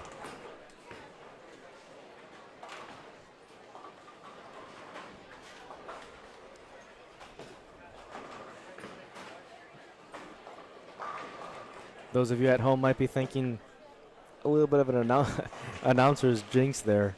I feel like that may have happened for Caitlin. Did not mention her, and she threw 3 strikes. I mentioned her, she gets a 7 count. Did not mention her, she gets a strike. And now I mentioned her, and she unfortunately did not strike. So I'm going to reverse the announcer's jinx, and we'll just let these bowlers continue on. I feel like that happens too often.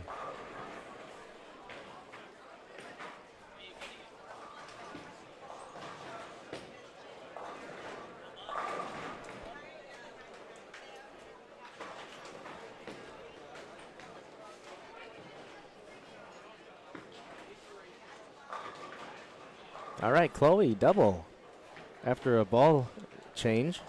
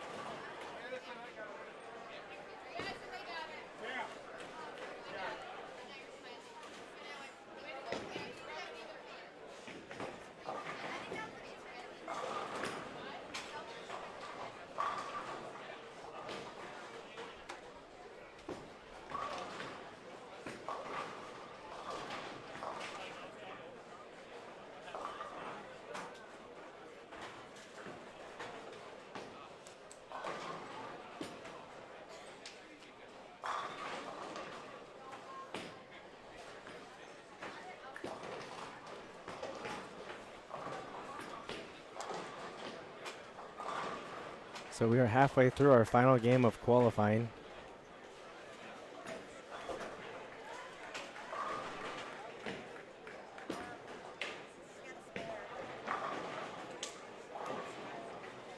And it looks to me like our U12 boys is updated.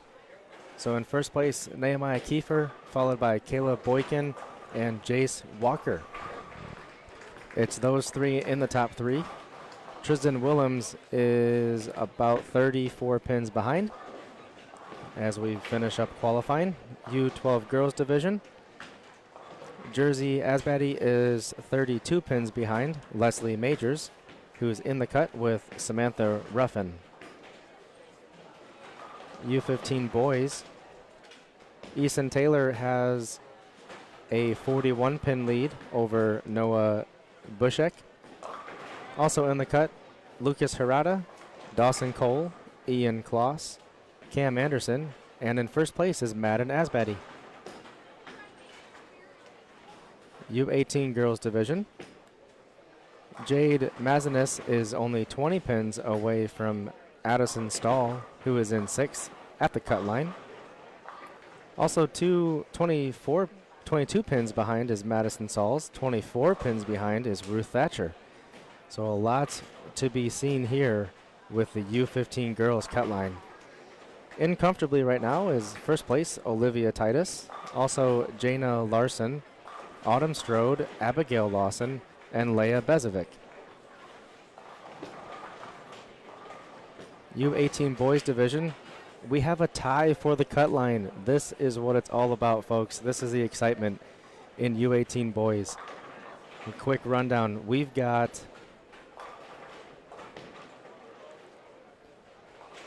6 bowlers within 30 pins of the cut line.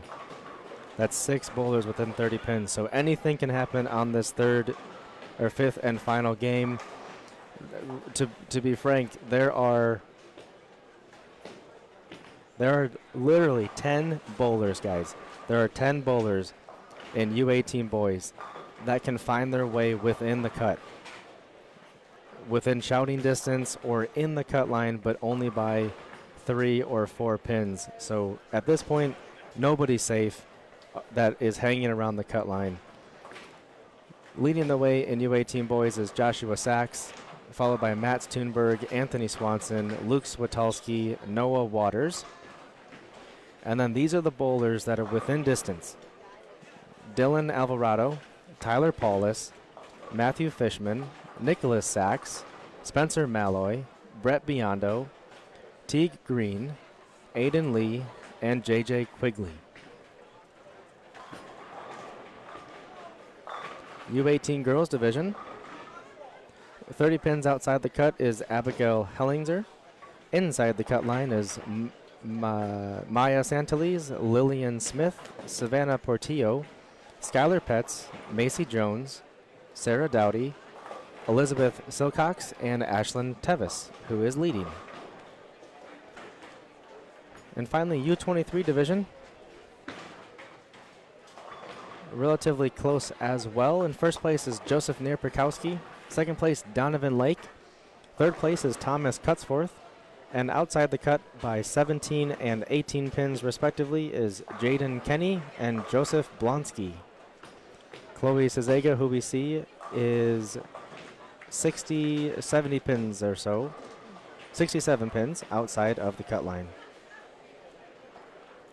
So Chloe will hope for a big game here. She'll definitely need a few more strikes.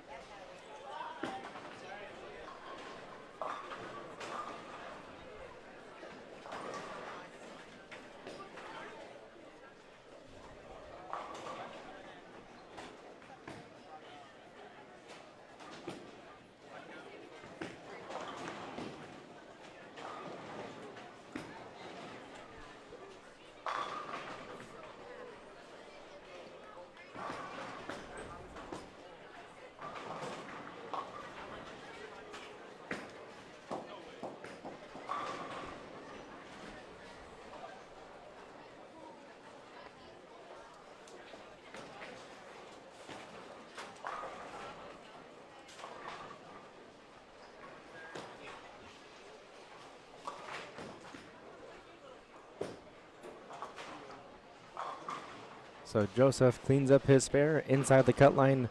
Noah on lane 14, also inside the cut line, leaves a, thought it was a 3-6-10. Now it's just the 6-10. Tyler Paulus, after a string of strikes, finds himself in a bit of a bind the last 3 frames.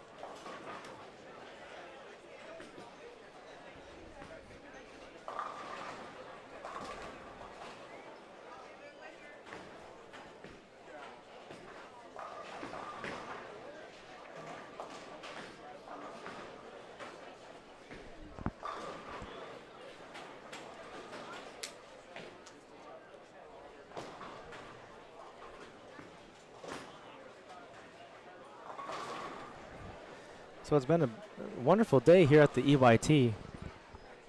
Once again, a reminder, thanks to our sponsors for making this even possible. including Storm Products, Dexter, H5G, Turbo 2-in-1 grips, Bullstream TV and Emil Williams Jr., Fast Track Physio with Paul Schroeder, Bull Dry Enterprises, Gail Volschel, and the entire staff of the EYT. Just a genuine thank you and shout out to all of those individuals and companies that can help make this possible. My name is Riley Smith, and we are at River Ran Bowl. This is an elite stream, courtesy of Bullstream TV. Great strike there from Alexandra.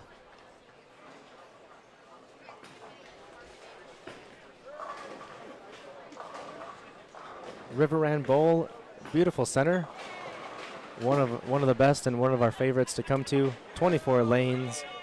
We are using all 24 with a total field of 91 bowlers today. We're coming down to the final frames. Keep an eye on bowl metrics. We will keep that updated. Wonderful staff here. Has done a great job hosting us time and time again. And we will definitely be back.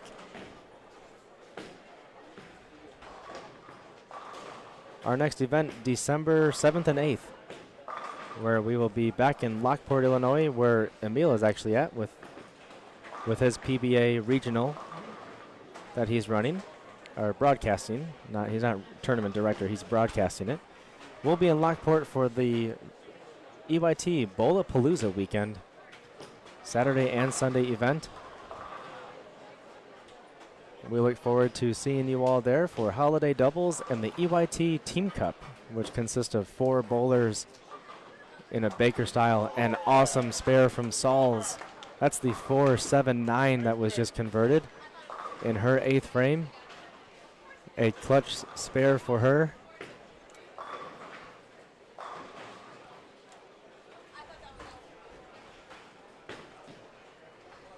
So keep that in mind. We're looking forward to the Bowlapalooza, always a very fun event. We get a little bit of cosmic bowling action, like during warm-ups a little bit, during check-in and stuff. We see a lot of holiday-themed jerseys and pant combinations. Music will be playing, and just high energy, and just honestly a lot of fun. So can't wait for that.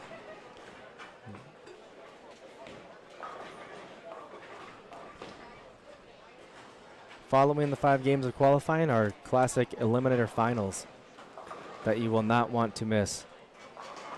We've got plenty of divisions that are coming down to the final game.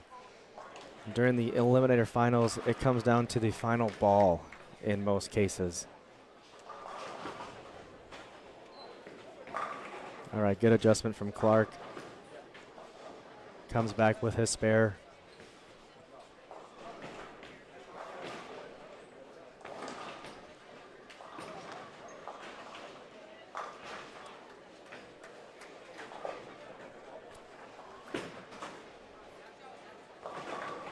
All right, Tyler trips the 4, heads into his 9th frame, and he's one of the 10 bowlers in the U18 boys division that is battling for a position within 30 pins of each other.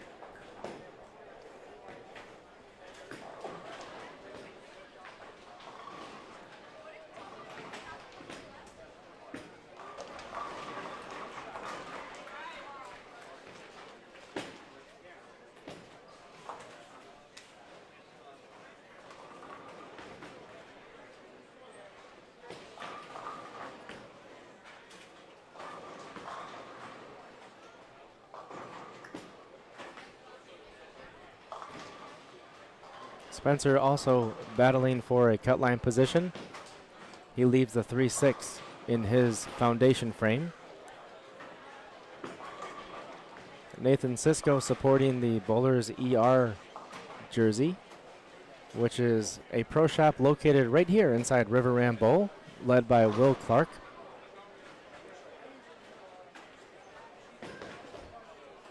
Shout out to Will for all of his coaching and bowling knowledge that he's given back to the game. And he actually added a bowling ball to our raffle today. So we appreciate that support. And speaking of the raffle, we did have a raffle today. We have a raffle at every EYT bowling tournament. The main prizes for our raffle is a Storm bowling ball of choice and a Dexter pair of shoes. Those are the two big ticket items. And then we have other things too that are really cool to win, such as towels or ball cleaner. Turbo prize packs, things like that are available as well. All right, Clark with another good delivery leads to a strike in the 9th frame. And Madison, after her 4-7-9 split, goes crossover, leaves the 5-pin. Meanwhile, Joseph Naperkowski continues his clean game with all strikes and spares through 9.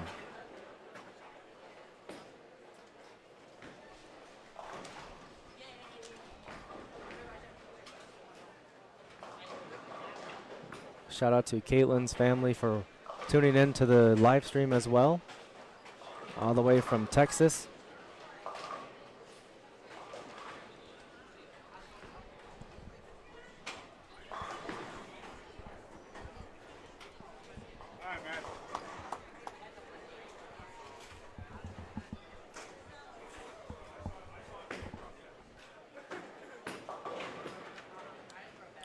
And also shout out to the Anderson family. You got Michelle and Greg cheering on Sabrina.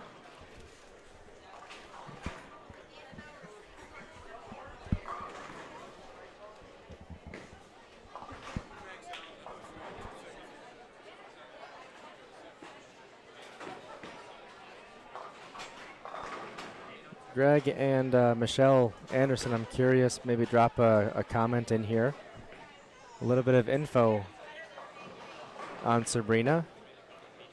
Kind of maybe where you guys are from.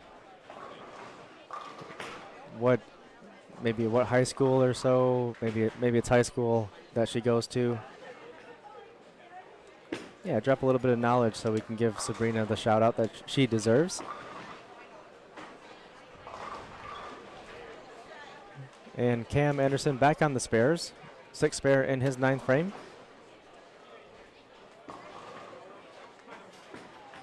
A double to close out Alexandra's qualifying. 2 good shots in a row from Alexandra. And Tyler looking to do the same. Tyler Paulus, a big shot for him, leaves the 10-pin. But might be even bigger is this next delivery for Tyler. A spare would give him a 203 max and would be critical in his fight to make the cut.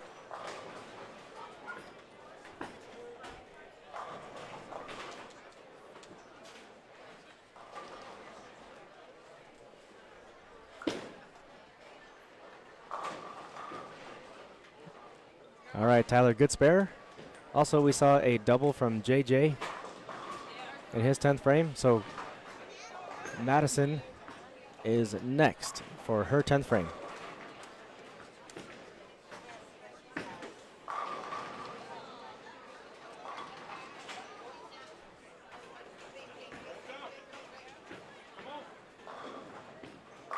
All right, Tyler comes out with a strike. 203 is his last game.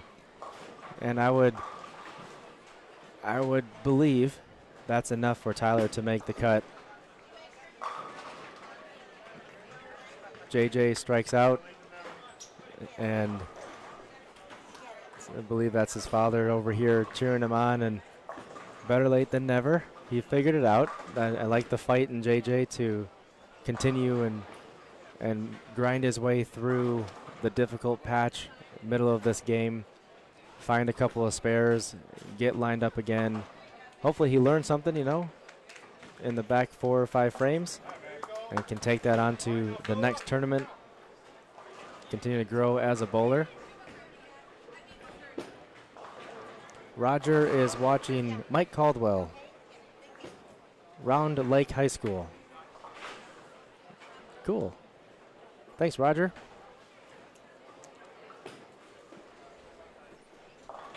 We saw Mike throw a couple of really cool strikes.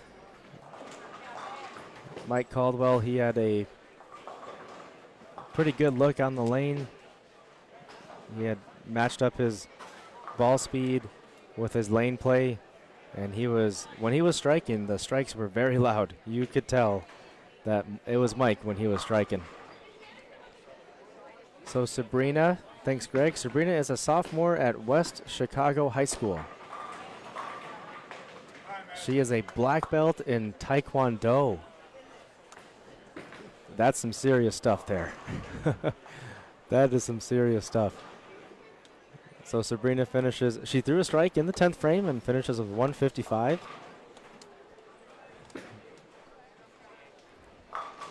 But to be a black belt in Taekwondo is very impressive.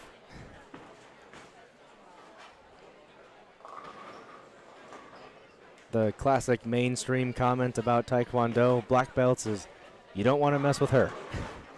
And that is definitely the case. Do not mess with Sabrina. She knows what she'll do, what she's doing. All right, Noah, good strike and a good battle as well. Just like we saw from JJ, Noah is battling as well. Double in the 9th and 10th.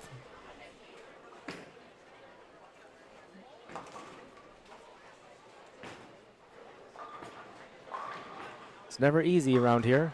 Definitely a battle from start to finish. Oh yeah, Noah with another good hit. Late touch on the 10 pin. And with that strike, he can get to 192 now.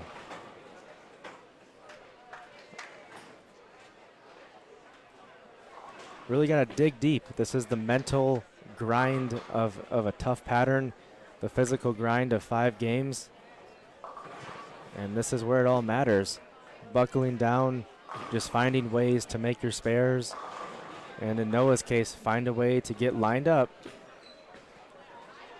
and deliver a beautiful 4 strikes in a row that will likely keep him in the cut with 192.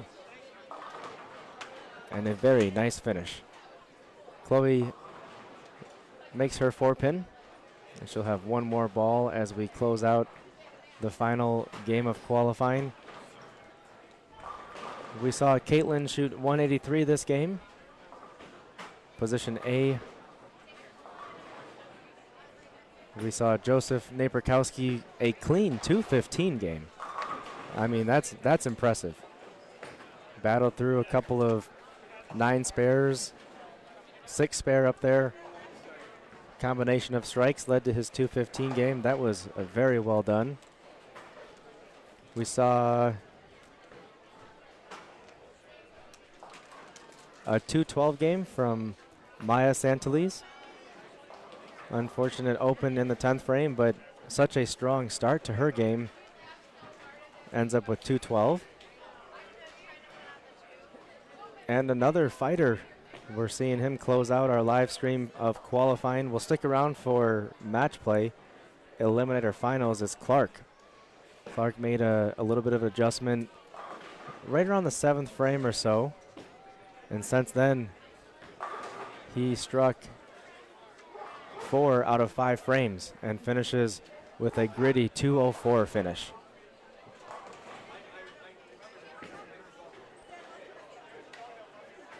All right, Rachel, it's my pleasure to bring the Elite stream to you guys live. Thanks for the compliment. Doing the best that I can with the knowledge that I have. Continuing to learn how to manage a live stream. It's been a lot of fun. Did not go to school for any of this. Went to school for business and bowling at McKendree University. And wow, what has it been now? 6? I want to say about 6 years ago. Deandra tapped me on the shoulder with a good friend of mine, Mason Petrin, many years ago and said, hey, do you guys want to run a live stream? Having no knowledge whatsoever on how to do it. Sure, why not? Good opportunity. Get involved with youth bowling. So, yeah, why not? And here we are, years later, still learning every day and just loving being a part of the EYT. So with that, we will transition to a break.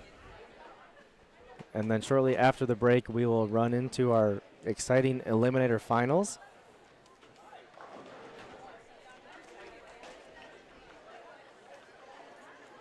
I will cut the stream and then restart with a new one. So keep an eye out. We'll cut the stream, go into a new one in approximately, I would say, give us 25 minutes. So it's 1:10 p.m. Central Time. I'm thinking about 1:35, 1:40 p.m. Central Time is when we'll be back live and ready to bring you some Eliminator Finals here at the Elite Youth Tour at Riverrand Bowl in Des Plaines, Illinois. This has been a production of the Elite Stream, courtesy of Bullstream TV.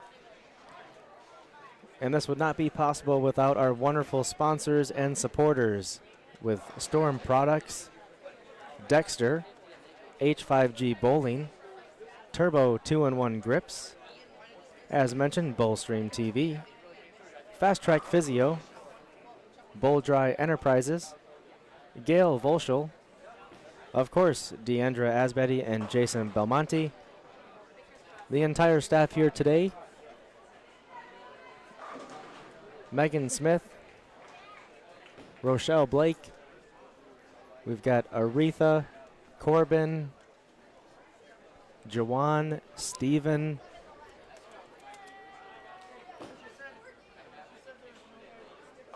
I believe that wraps it up for those that are here.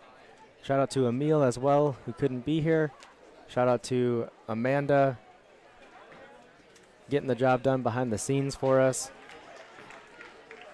And shout out to you guys, all of our EYT family, friends, and fans. Thank you for the support. Without further ado, my name is Riley Smith. This has been the Elite Stream at Riverrand Bowl, the 116th edition of the Elite Youth Tour. Stick around. In the next 30 minutes, we will be back for the exciting Eliminator Finals.